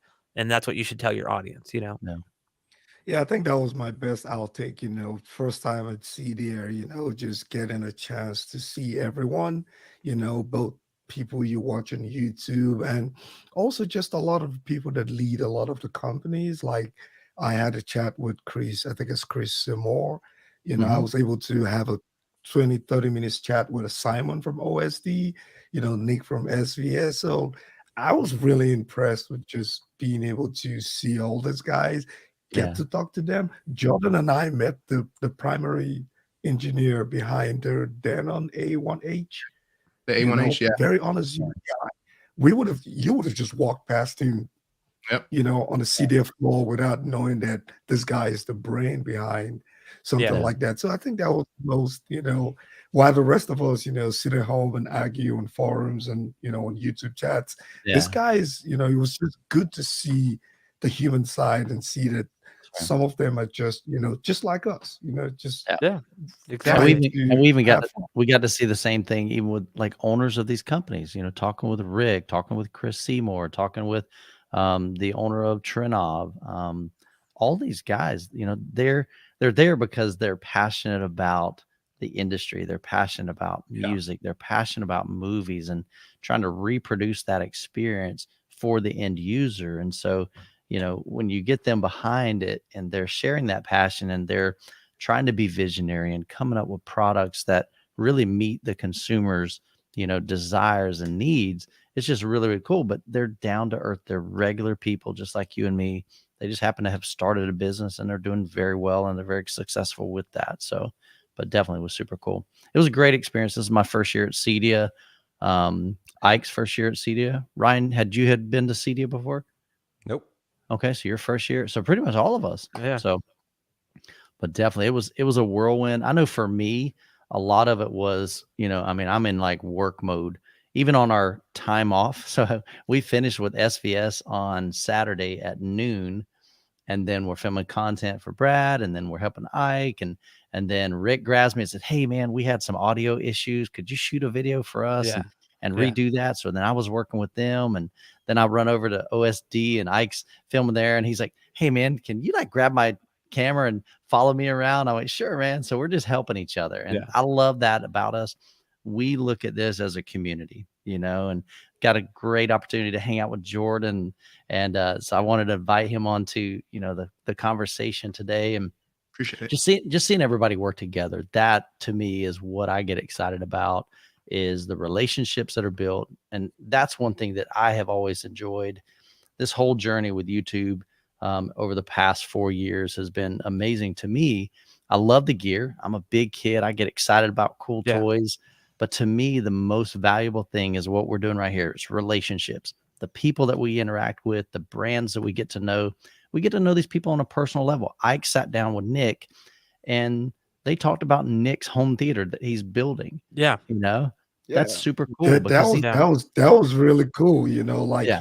he really opened up and we just talked about it. And Yeah. you know, the interview, which I would, whenever I get to edit it, I'll upload it to the channel. But you know, I thought we were going to talk about OSD, which SVS, which I mean, we covered what they brought to the show, but you know, we kind of segued, and I'm going through my home theater build journey, and he's also going through the same. So it was just good Yeah. to see that, you know, people just want the same thing that we want, even when we Sure. think that they have Yeah. it already. So Yeah. it was good. Just to add to that, it's really, really cool to be walking around the show floor and then have Mhm. someone come up to me and go, "Brad, I love your videos, man. Yeah. Like Yeah. your mini DSP tutorials like made my subs sound amazing." Yeah. And that's, I mean, that's why I do it. Like Yep. I really like, yeah, you know, making videos is fun. It's hard work, but it's super fun. Mhm. But having that connection with people in face Real to people, face, yeah. not, Yep. you know, a YouTube comment is great, but when Mhm. someone tells you that to your face, it Yeah. means just so much more. So if anybody watching came up to me and said, "Hey, Yeah. just, you know, I love your videos," just know that I'm eternally grateful. Thank you so much. 100%. Yeah, that me and Brad were talking about. I remember he was like, "Man, this, you know, one of my subscribers just came up to me and Yeah. started talking to me." Mhm. And then I was talking with Ike, and the same guy unknowingly came up to me. He was like, "Jordan," he's like, "Man, I love your videos Yep. on, you know, HG Fury." And Brad was like, "That's the same guy." And so Yeah, then we Gerald. and then Yep. Yeah. Gerald LaPlante, I've got his picture Yep. right. It's Yep. LaPlante. Michael came up and he's like, "Hey, I've wanted to meet you too." And then Chris, that home theater dude, that was like, just watching that was really cool. And to know that, like you said, you see the comments and you get some bad ones every now and then, but for somebody to actually come up to you Yeah. and be able to just talk to them and show how much they appreciate your content and the work that we put into it was really awesome. Yeah. I had a guy come up to Yeah, me but that was a challenge, right? Working with Youth Man, he got stopped every 45 seconds. At some point, Brad and I were like, you know what? Just Well, meet let's us just over leave Y'all there. just, they just We're left me. I'm going like, to I'm the texting food them. I'm court. like, where'd you guys run to? They're like, you were busy, man. they just Like, left what you was to be that? eaten by yourself. Yeah, it was all good. But I like you said, I love the interaction. I no matter where I get to on the size of my channel, I mean, we're 200, less than 200 away from 100,000. So I'm gonna throw a little plug. I don't think I mentioned it earlier. We're about to end this road to 100,000. So as soon as we hit that, I'm going to go ahead and draw the winners. We've been doing this for a couple months, promoting this. We've got over $33,000 in giveaways. So you can head over to youthmanreviews.com. If you're joining us from any of these guys' channels and aren't familiar with the giveaway, I partner with a bunch of different brands. Youthmanreviews.com, road to 100,000. You can apply or submit or what do you call it? Enter to win each one that you want. So if you don't, yeah, I know. Hey, trust me, dude. That's how we're tired we are. We're still kind of running on some sleep deprivation right here. Yeah. So, but definitely head over there. I'd love for you guys to win some really cool stuff. A lot of these brands that we talked about, they've partnered with us. We've got some really awesome products over there. Subwoofers, JTR speaker or subwoofers. We got Mad VR. I think I talked to Rick. He was going, no, he did not. Ryan was like, what? No, what? Nobody's hooking up a Mad VR. Christy Griff. No, not that either. But That would be definitely cool. there's some awesome Yeah. giveaways over there. So definitely check that out. But I'm super grateful. Like Brad said, to you guys that are watching, those of you that like our videos, comment, share the videos. And then when we get a chance to meet you in person at a trade show or an event like M-Wave, we truly, truly value those friendships and that relationship because you're a people. And that's one thing that I try to convey in my videos is that when I'm sharing something, I want to talk to just one person. I know there's a multitude of people out there, but really I want to talk to you and kind of, make that personal connection as best we can over a camera. So, but I'm super grateful for each one of these guys that make content. It's a ton of work, when we make a video, sometimes it's a couple of days, sometimes it's 8 hours or 5 hours. Each one varies, but there's a lot of work that comes into play. There's a lot of camera equipment. I mean, I took probably $10,000, over $10,000 in camera equipment, lighting equipment, backup batteries and all kinds of stuff. And, but we do that because we're passionate about the hobby. We're passionate about music, passionate about movies, and we want to try to provide content that you guys will enjoy and will help you in your home theater and your 2-channel setup. Well, I remember cool, man. even where we started where you started in December when I first met you, and just seeing where you've progressed since then and what you've helped the industry and the space do. I mean, it's been amazing to watch happen. So I applaud you for everything that you've done. And guys, it's that 100,000. I mean, that's a big deal. So I'm excited. I dude. think it's really cool, and I'm really excited to see it. And Appreciate here's it. to another 100,000 going. Yeah, forward. and I love these guys. I do my best, man. I don't look, like I said earlier, I don't think this is a competition. I'm looking at these gentlemen as friends and comrades in this hobby, and so I want to propel these guys forward, help them out, do anything I can from a content creator and as a personal friend. You know, to help I had a them couple out. brands come up and talk to me, and they said that, we wouldn't be here without the things that Youthman has done in the industry and in the That's space. super cool. I appreciate And that. those are coming from brands. So that says a lot about what a critical part of the industry you've become. And I think it's really cool to see. So I just hats off to you. I mean, Thanks, I can't take my hat off. Yeah, and just watching you work, watching Youth Man work behind the scene, that's a different conversation in its own. Like, I was so impressed. I wasn't even sure if I want to continue on this YouTube journey. He like, doesn't stop. do I have to put in this type of work? Like, even after taking the A roll and the B roll, he grabs the camera from at some point, Brad was like, "You just go shoot the B-rolls," Yeah. you know. Yeah. And at the same time, he was taking time just to teach me. It's like, "Ike, come on, let me show you. You got to take the camera and put it at this angle so that you can get that book." I was like, wow, it was impressive, the amount of work you put in just to get a 10, Yeah. 15-minute video out there. And that's something that I got to experience that a lot of, people may not get the chance to, but Mhm. you are a hard worker and Thanks, you man. might need to, take some time to get some rest. Just Yeah. I a did. recommendation. I got a 2-hour nap today. And There you then go. we got ready for this live That stream. was solid. You were gonna sleep on the plane. You ended up editing a video most I of did. the That's time. what he always says. Yeah, I'm gonna go to Yeah, bed I'm gonna early, sleep- and then I'm gonna he's up sleep, and like then he did- yeah. 4 a.m. editing Yep. videos. Yeah, Yep. that's how we do it. I think he Yeah. was he was texting me. What was it, Thursday and Friday night? And it was Yeah. late 'cause I was working on a video, Yep. and I think I finally fell asleep, and I woke up, and I'm like, man, he was up till like 2 in the morning. Like, Yeah. One night was Yeah, it was 1:30. One night 3 was o'clock. 2:30. Yeah. One night was 1:30. One night was 2:30. One night was 3:30. And all 3 days we got up at 6 a.m. Yep. And then the last Yeah. day heading home, we stayed up to about 12:30. Now that was just hanging out, talking, me and Brad. And we finished at 12:30 and then got up at 2 to get on a plane and be on a flight back to Florida at 6. So, but definitely, man, I have never been scared of work. I've never been scared of hustling. And the thing is like I told these guys, you can do anything if there's an end in sight. And for Yeah. us, okay, we're gonna bust our butts for 3 or 4 days, and then we can go home and we can nap and we can sleep and Relax and go chill or whatever, watch some movies or Netflix or whatever. But right now is go time. yeah. I've got commitments for these brands, and we want to make sure that we do that. We got up super early. He had to drive his kids to school, and so I super appreciate you, man, because you are our ride, man. You're my chauffeur, even though you drive like a madman, running red lights and all this stuff and craziness. And taking us by ice. Now you cream. just made that public. You just made that public. They've made it public. But that was but I- supposed to be a secret. but I appreciate you, bro, because he said, Michael, he Thank said, I'd you. love to go to CEDIA. And if there's a way I could go to CEDIA, dude, I'll help you with your bags. I'll help you with camera gear, whatever you need from me. I'll take you to and from the airport. To and from the event and the hotel. So he was so gracious. He'd take us out to dinner, not like, but he would take us and drive us. And so super grateful for you, man. Opening up your home. We actually did a home theater tour at your house. So I'll be sharing that on the channel as well. But the reality is I knew that I had obligations to these brands. And so sometimes we'd schedule them at 8 a.m.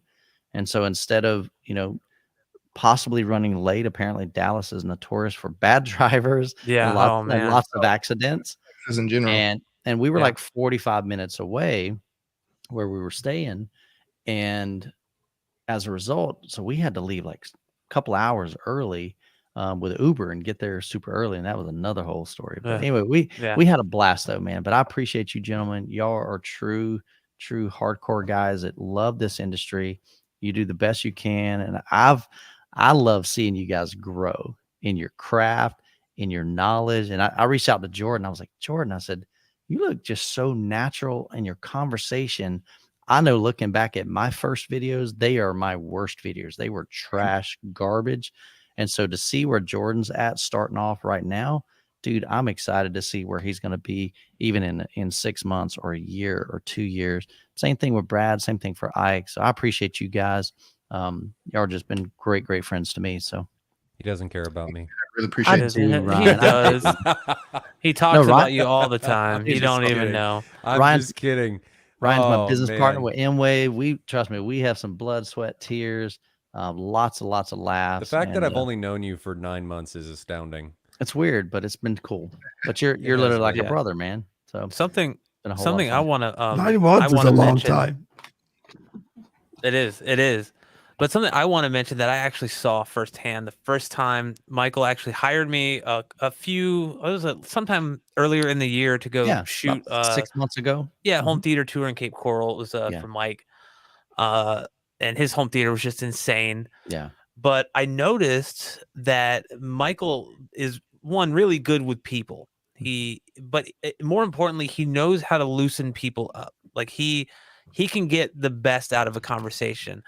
And what I noticed about doing CEDIA with him is that having someone else worry about the camera work, which, I mean, the camera work is important, Yeah. you know, and making sure that everything looks good and people can see, that's important.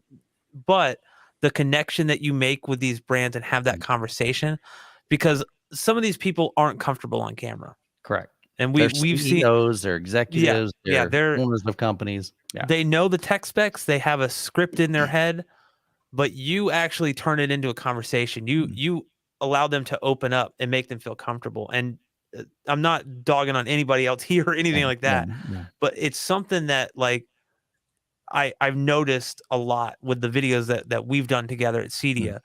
And that's something that I definitely like want to work on and make that other person comfortable, because then it does end up being a conversation instead of a sales pitch. Yeah.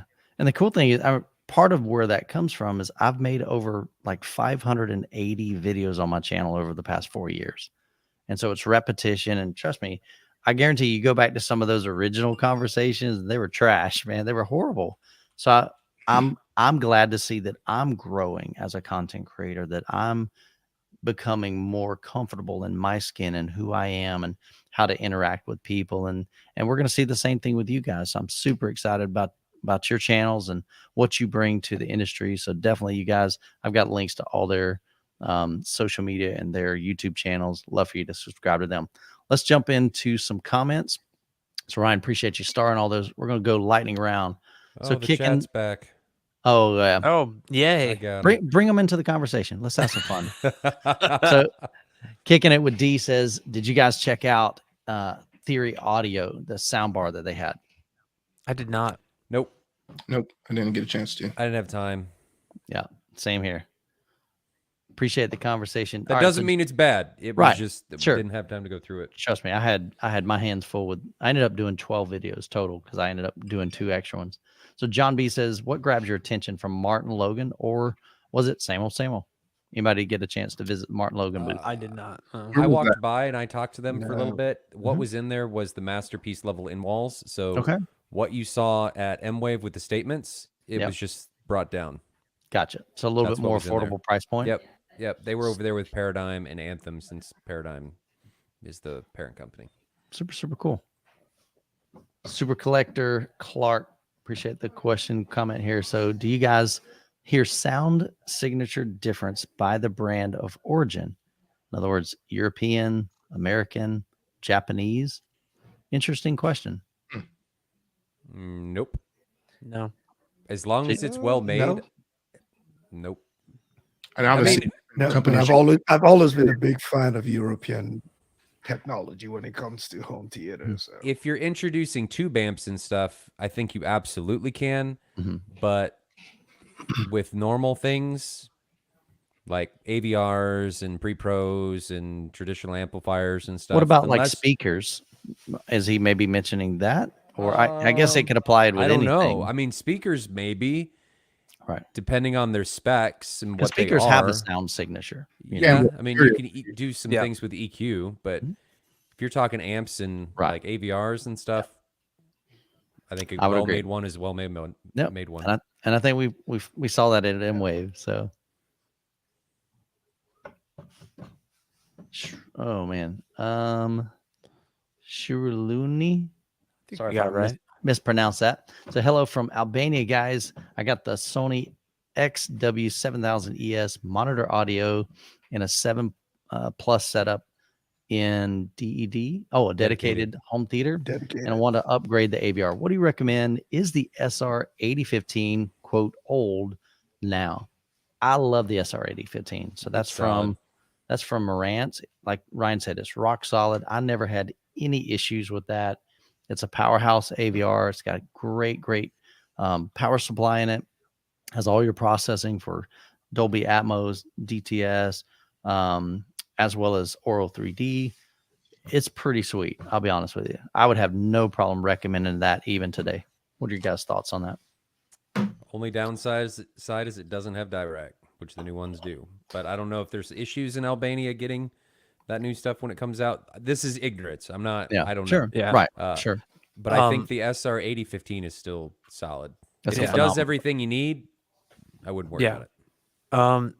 Does it have HDMI 2.1 or is it just 2.0? I think it's 2.0. I 2.0. believe. So I mean, if you're a big gamer and are into like PC gaming, next gen consoles and stuff, that Yeah. may be a deal breaker if you want like all the 4K 120 VRR stuff. But otherwise, unless it As far doesn't as home have, theater stuff, it rocks. yeah, exactly. And I was going to ask earlier because Brad was mentioning about the projectors and VRR. So VRR is part of the HDMI 2.1 spec, isn't it? So do projectors just not have to meet that spec, even though they have 2.1, or is it just not a function? I don't know that it's part of the spec. Have the capability to. Maybe the full 48 gigabit per second spec, because JVC I think is 40 currently. I think I can't really. I have to look at the footage, but I think the like whatever the $30,000 one is 48 gigabytes. Yeah, that one is. Yeah. But I don't think like their standard, normal lines. I don't think they're 48. Yeah, that's a good question, and I don't know the whole logistics behind it. I know that projectors are really hard in doing with certain technologies. I don't know if it's a part of the requirement for HDMI 2.1. It might be more or less a feature set. But again, I could be wrong on that. Don't quote me on that. The HDMI space is a disaster. It is. So, It is. And HDMI 2.1, if many remember, is what was when it first came out very volatile in a lot of products that launched it's with still it. very It still volatile. Yeah. So yeah, it looks like everyone's Okay, saying so they- it looks like there's a lot of comments saying that you don't need the VRR for 2.1. Oh, okay. So Right. yeah, so I think it comes down, and maybe I'm wrong on this too. I can't remember. It's been a long few days, but so to do like it's all about like bandwidth limitations, right? So like if you're doing like high like if you're doing like 4K 120 or 444 or 422, I think most game consoles, when they output like 4K 120, they limit it to like either 422 or 420. Might be 420. 0. I honestly can't remember. It's late, but so it comes down to like bandwidth limitations essentially. But yeah, So I was wrong. The NZ7, NZ8, and NZ9, according to JVC's website, all support 48. Oh, I did not know that. Okay. Interesting. But Ryan, you said there is one projector that supports VRR? Yeah, the Optima and Brad said Acer, but they could It's be like the an same Acer, yeah. platform. Okay. But they, I think, go down to 1080p when they do it. I think. Okay. Yeah, Don't quote me on that. 20. Mhm. yeah, I can't imagine getting a $2,000 projector with 4K 120 and VRR Right. all yeah. at the same mean, time. You never know. You never Somewhere there's- know. Yeah. Is it maybe? I don't know. Somebody might shake up the industry and do it one day. If anybody's watching that knows about one and it's part of a brand, just send me one. I'll check it out. Great question there. So Brett says, do any of the new AVR or preamps look like a good price performance sweet spot for a 7.1.4 dedicated theater? Any good LCR in walls? Again, price performance. I Anthem think has. my webcam died. Just a heads up. Okay, you're good. Oh yeah, he went blank. I think Anthem's new. Was it their 1140 and their AVM 90? I think those are pretty good price points for what you get. I think those are going 15 channels. I don't remember the wattage, but they're doing some really cool like amp matrixing where you can use the unassigned or use the amps that you're not using and reassign them. So you might look at that. Denon 3800H, I think, is going to be the price for performance king. Yeah. It's kind of think right in the that's- middle, sweet yeah, spot. A lot Direct. of I mean, I think it's going functionality. to have a lot in there. As Mhm. far as LCRs, that's very dependent on what you view as price for performance. I'm going to throw Perlisten into that, right? With their new in-walls in their Mhm. R series, I think they're just phenomenal. Because the R series is, I think they were saying it's like 80% performance. If I'm getting Mhm. the brand right, basically they're saying, look, we put a lot of performance They in did. this. You They know? did. and it's more affordable than the S series. If you got the money, definitely go for the S series, but that would offer a little bit, better price point, so you get more value out of that. And they don't have any demo rooms like at all anywhere, right? That you can Not so Me? much. I'm sure there's certain dealers that have them. You know what I'm saying? Like, Some dealers have them, like I have them, but yeah. they haven't been out for very long. But Perlison And themselves don't yeah. have a showroom. No. So I mean, they flew me up to their headquarters, and kind of think of a small warehouse, but the front of the warehouse is kind of like looks like a living room in a way, but Okay. it's still got 30-foot ceilings. It's not an enclosed room, so they don't even have like an area that you can. And that was a 2-channel setup, 2 subwoofers, and I think they had some. Yeah, they had surrounds. No, I don't even know, man. Like Brad said, it's been a long week. Yeah. Long week. So great question there, Brett. LLL says, let me remove this real quick. Here we go. So LLL says, Cheap Audio Man was surprised to be impressed by the Audio Quest demo. Did any of you check that same demo out? Anybody get by the Audio Quest booth? I did not. No. Nope. Oh my I did God, not. Dater's Nope. back. Oh no. God, they are like We got consistent. all kinds of yeah. So we got the spammers. All right. So none of us had a chance to meet that or be at that booth. Sock says, do I need to make a call to Ryan about what? What was that about? Sock, there was something about, it was about I probably didn't mean to star that. That was Okay. about the special edition projector. Oh, okay. And Gotcha. yeah, I can, you get in now, maybe. Chadman PAC says, any idea when we will know pricing for the Perlison in walls? I already know it.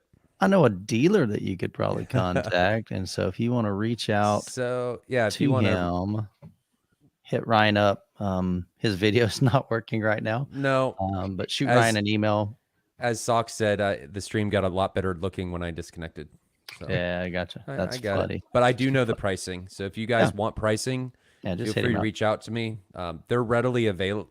Well, the in-walls aren't, but when they do come out, they will be readily available. And Perlison ships pretty fast. Yeah. And Ryan's a dealer for Perlison. So What?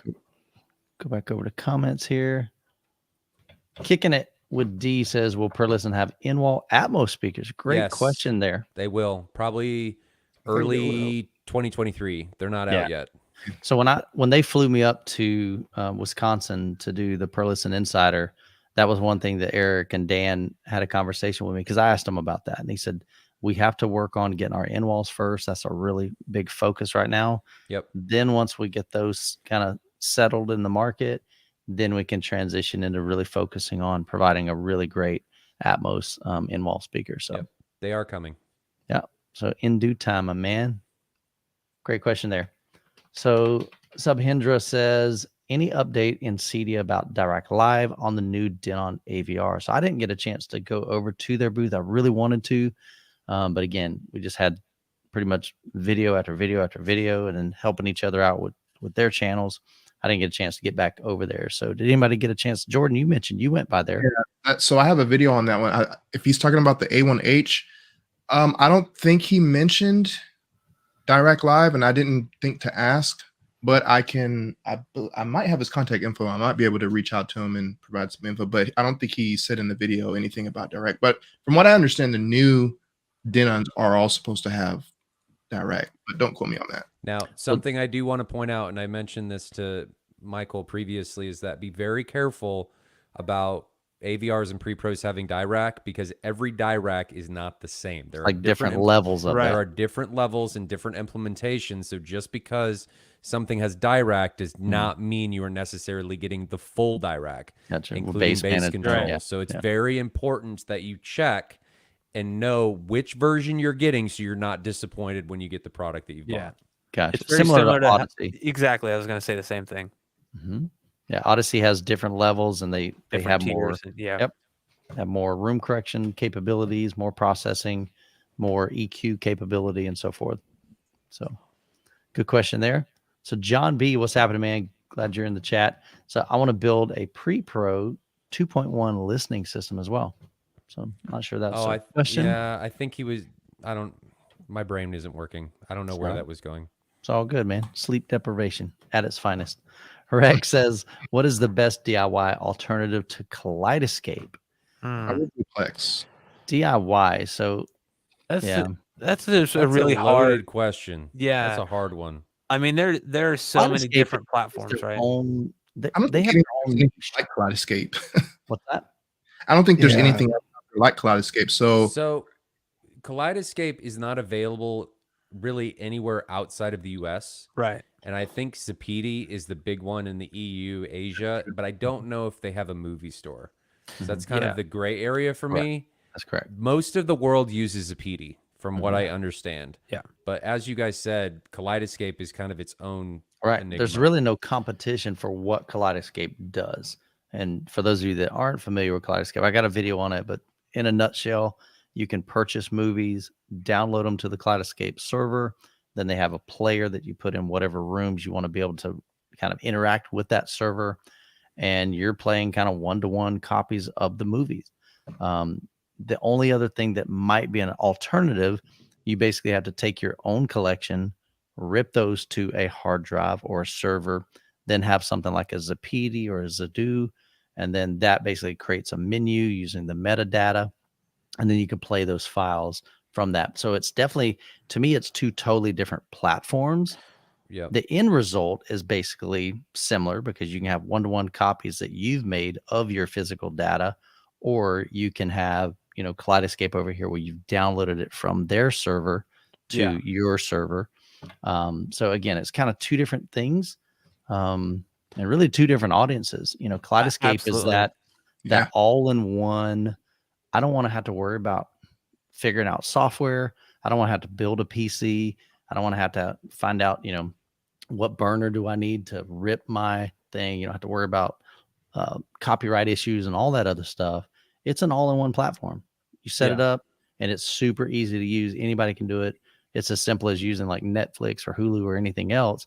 You just get the high resolution video file and a high resolution audio transfer on that. So Now, if you're in the EU, you can get the NAS system, I think, for Zapiti. which Correct. You can just drop the disk in and it'll automatically rip it to your library. correct. So it just depends on what you want, right? And how much work you're willing to put in of what option becomes applicable for you. Sure. Yeah, but as That's far a as tough like, is question. there a competitor, a direct competitor to Kaleidoscape? I don't think there's think anything so. on the market No. that I don't does what think they there do. is. No. No. And like you said, like going through all of that, like if you're one that is technically inclined, like myself, like that's fine. Like I know how to rip discs and make MKVs and, lossless or not, bit for bit identical Blu-ray backups. Sure. But some people don't want to go through that. It does take it's not that it's incredibly complicated anymore. You do need certain types of software to do things, but it still takes time. You have to have the disk. I can't afford to time up my computer, man. I'm editing Right, videos. right. So you'd have to build a whole computer. But yeah, Yeah. so I mean, like you said, it's two different markets, and I love my Plex server. I love my NVIDIA Shield most of the time. I sometimes hate it. There's a love-hate relationship, I think, with NVIDIA Shield. Absolutely, NVIDIA, absolutely, 100%. But again, two very different markets. Yeah. Yeah, that's my take on it. Yeah, it's almost like going the DIY mod VR route versus just getting the MV, right? Correct. Some people want to do all that coding and software and get the mod VR, and other people just pay for the MV. Well, there are some and serious get limitations. better with- updates. Yeah, there are some obviously, serious so, limitations with Mad VR Home Theater PC in comparison to the NV. Yeah, but obviously, yes. for sure. The other detractor, not with just Envy, but when you're dealing things with like Plex, do you want to be your own IT tech person? Right. You have Right. issues. We've You're going to all be been there. you're going to be troubleshooting that yourself. Why is my server suddenly offline? I don't know. I just want to watch something. Right. I just want to. Why is it stuttering? I don't understand. I'm running off of an SSD. What's going on? Getting video but no audio. And just to piggyback off of that, Rich, he's in the chat. He actually bought the Zapiti Neo and he shipped it directly to me. Didn't even see it. Shipped it to me to review. So I'm actually reviewing that right now. So I can review both, Plex and Zapiti. I will say the Zapiti that I have right now, I think the software is a little bit buggy Yeah. so far, but when it works, I will say that I think it's a step up from Plex as far as audio and video quality, at least to me that I've seen. But yeah, I don't think there's anything really like Kaleidoscape that you can compare it to. But if you want to do something DIY, Plex, if you've got the money and if you're technically inclined, you can build a Plex computer to your heart's desire and you can spec it out. But like they were saying, not everybody wants to do that. Not everybody has the technical ability to do that stuff. And then you've got to troubleshoot it yourself. I enjoy doing that stuff. I enjoy building computers and ripping discs, but I'm probably in the minority there. I'm going to throw this out there because I don't see a lot of people mention it. And my biggest knock against Kaleidoscape, other than the price, because it's, I mean, it's more than my whole system costs. The lack of Dolby Vision support. That's it. Like I at that price point, give me the best. Like give like not I don't want to say the best. Give me everything. Give me all the options, right? All the options. I want the options. Yep. I'm not going to get into like which is better or why. Sure. If it's available and like just give me the option to view it. That's all I ask. Gotcha. And then maybe there's just some licensing reasons. Could be. I don't know. I think there's a technical reason. I read about it, but I can't remember, so I'm not gonna like sit here and quote it. Yeah, sure. And now Ryan's back, but he is a still frame. I'm not. I'm trying. Oh, he was there. He's working on it. Hold on. At least you had an avatar. That was kind of cool. I did. Wasn't a very good avatar. Leadership Push says, do I need an AVR in order to add an amplifier? Yes and no. And the only reason why I say that is there's definitely different things. It depends on how many speakers you're wanting to run. So we ran into SVS and they have some products there that you can add an amplifier to theirs. And it's not necessarily an AVR. It's more like a streamer. And it has got its built-in DAC and so forth. But if you're talking about a home theater system, maybe you're running 5 bed layer speakers, a subwoofer, a couple of Atmos speakers. Yes, you're going to need an AVR, so audio video receiver, or like a dedicated processor. So the dedicated processor, in a nutshell, is an AVR minus the amplification. It does all the video processing, all of the codecs and everything, all of your upmixing and so forth, all the inputs and the video switching, just doesn't have an amplifier. So just make sure if you buy an AVR and you're wanting to have the ability to add an amplifier, just make sure it has pre-outs for all of the channels that you think you're going to need and want to amplify. Because some AVRs only have a subwoofer pre-out. So that means you're not going to be able to add an amplifier to your speakers. Some of them only have maybe a pre-out for a left and right. So just take a look at the back of the AVR. It'll show you whether it says pre-outs, and just make sure you're not looking at the multi-channel inputs, because that would be something totally different. Any other thoughts, guys? Yeah, I was just going to say, it's a lot of it too comes down to price. So if you're going to go even the preamp, if you buy a receiver that has a preamp on it and you want to use external amps, that's more money. So a lot of people invest in receivers because they don't want to spend more money. Yeah, you're not going to get the same power requirements. You may run into some heat issues depending on where you have it. But I would say if you're just looking for cost effective, then a receiver. But I would say get a receiver that has pre-out so that you can future proof yourself. That way, later down the line, if you're like, I want to dip into this, separates thing, you can still do that. And then later on, if you decide you just want to go completely, an amplifier. Separates, then you can do that as well. Yeah, I kind of read that leadership. I'm looking at that question and it's almost like you're saying, can I have an amplifier without an AVR? And the answer for the most part is no. You're going to need that AVR. That's the hub of everything. And then the amplifier is like an add-on to the AVR to give you more power per speaker, because we know with AVRs, the more speakers you connect to it, the less wattage. Most AVRs are rated at 2 channels driven. So they're rating that at 140 watts with 2 speakers. So once you connect 5 speakers or 7 speakers or 9 or 11, that number goes down sometimes like 50 watts or 55 or 60 watts. And so that's where you'd want to add that amplifier if you need the more, the higher wattage. Last couple questions here. Chadman PA, once again, directional versus something like per listen in a 2,500 cubic foot rectangular room, preferences, advantages, disadvantages. Is Directional a speaker company? I'm not sure. Is he talking about like does per listen do they use waveguide or no? They use what they call they call it beamforming, and they Okay. use definitely like kind of their own design. So they've got like two little mid ranges above and below, tweeter kind of arranged around that. Ryan probably can speak Perlisten more is to very that much kind a of directional design. speaker. They limit the dispersion in a way to take the room out of the equation, very much like Martin Logan does with their electrostatics. So I don't know what you mean by directional. I'm going to assume that that's a speaker company, and if it is, I'm not familiar with it. even though I don't know them, I'm going to take Perlisten every day, all day, regardless. I brought in Perlisten as a dealer for a reason. I only deal with brands that I would put in my room and they're in my living room right now to showcase and in my comparison area. So it's no question Perlisten. And if you're interested, let me know. They're phenomenal. They're pretty solid. Absolutely. And like I Yep. said, third parties have measured them. They measure extremely well.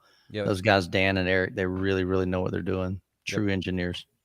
Michael, did you find out if they're going to be at CES for listen? Honestly, I don't know.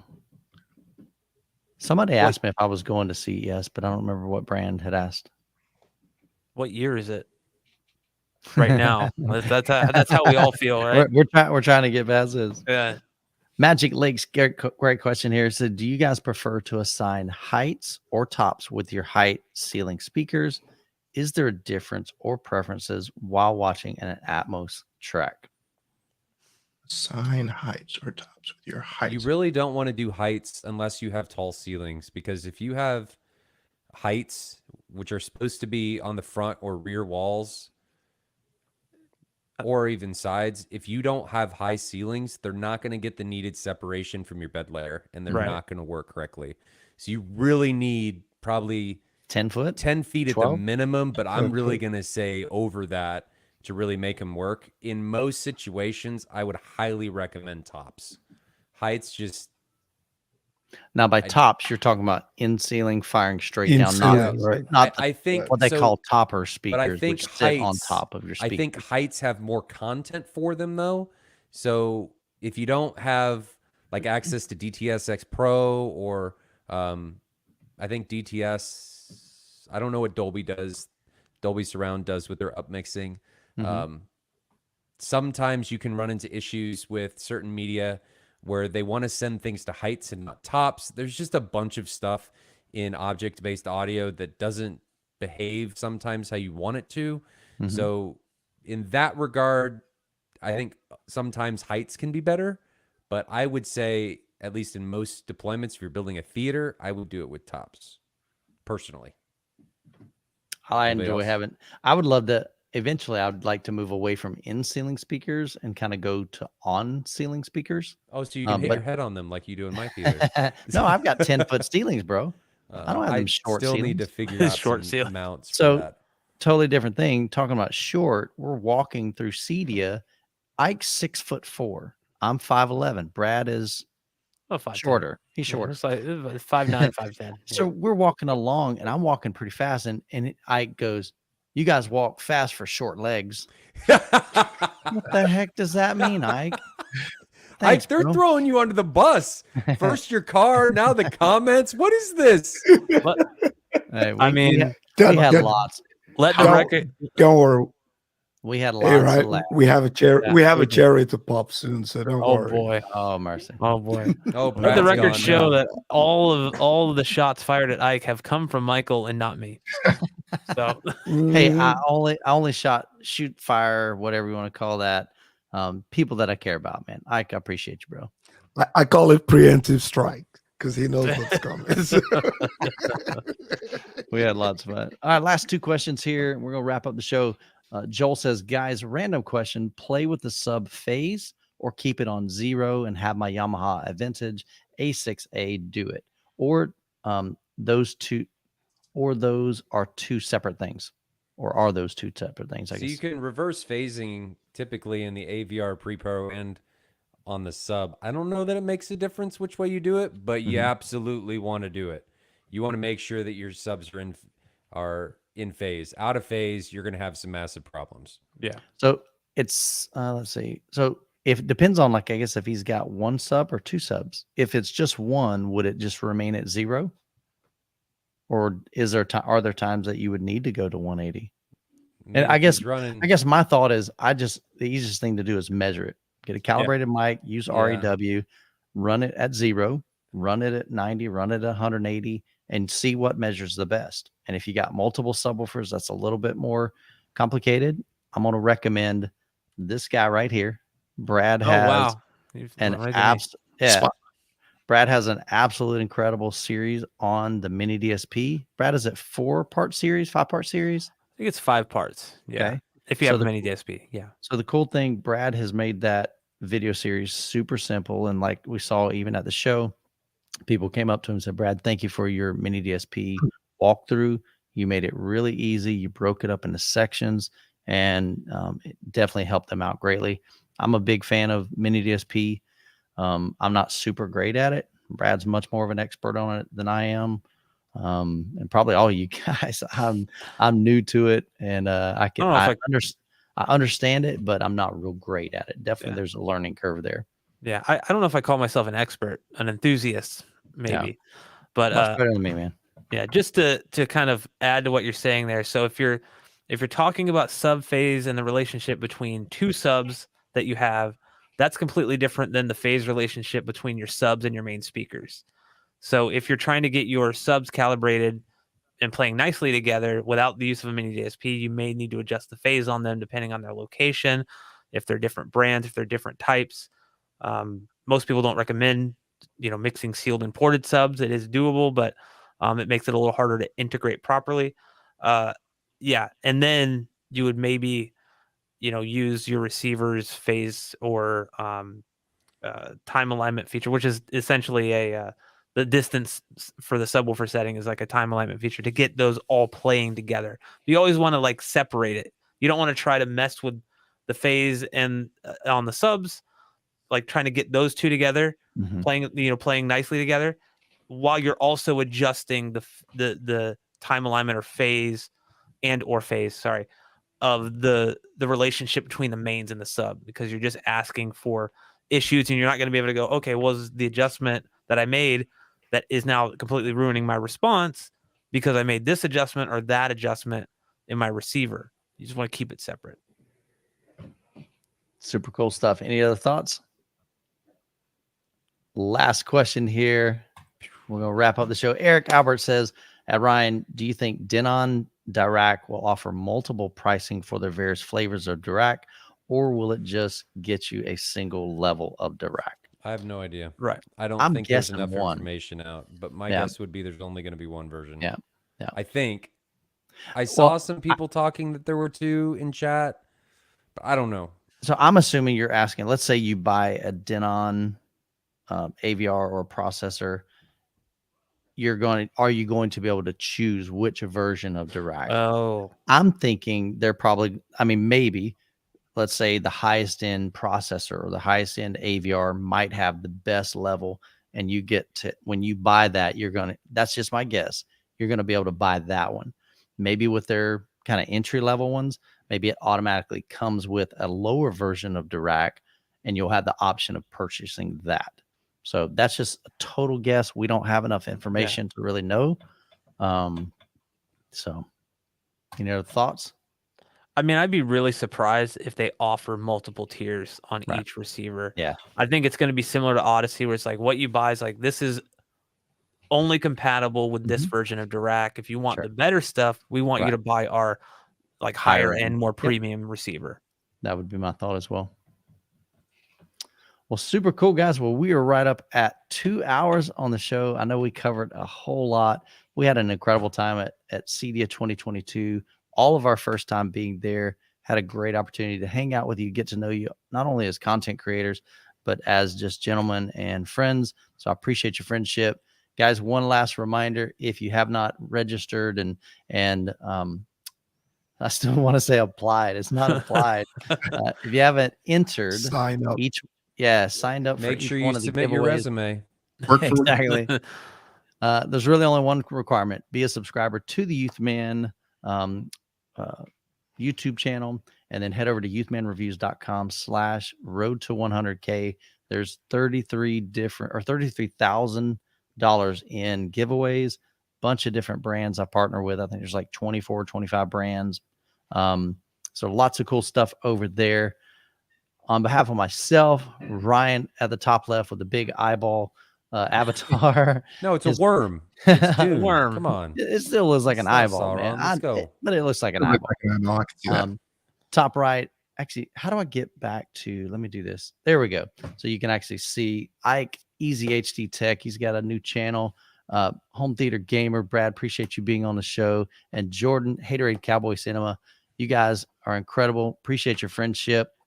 I've got links to all their channels down in the description. So definitely show them some love. And hope you guys have an incredible week. We're probably literally 2-3 days away from hitting 100K. So I'm super pumped about that and extremely grateful to every one of you that are watching, and hope you have a blessed week, and we'll catch you in the next video. And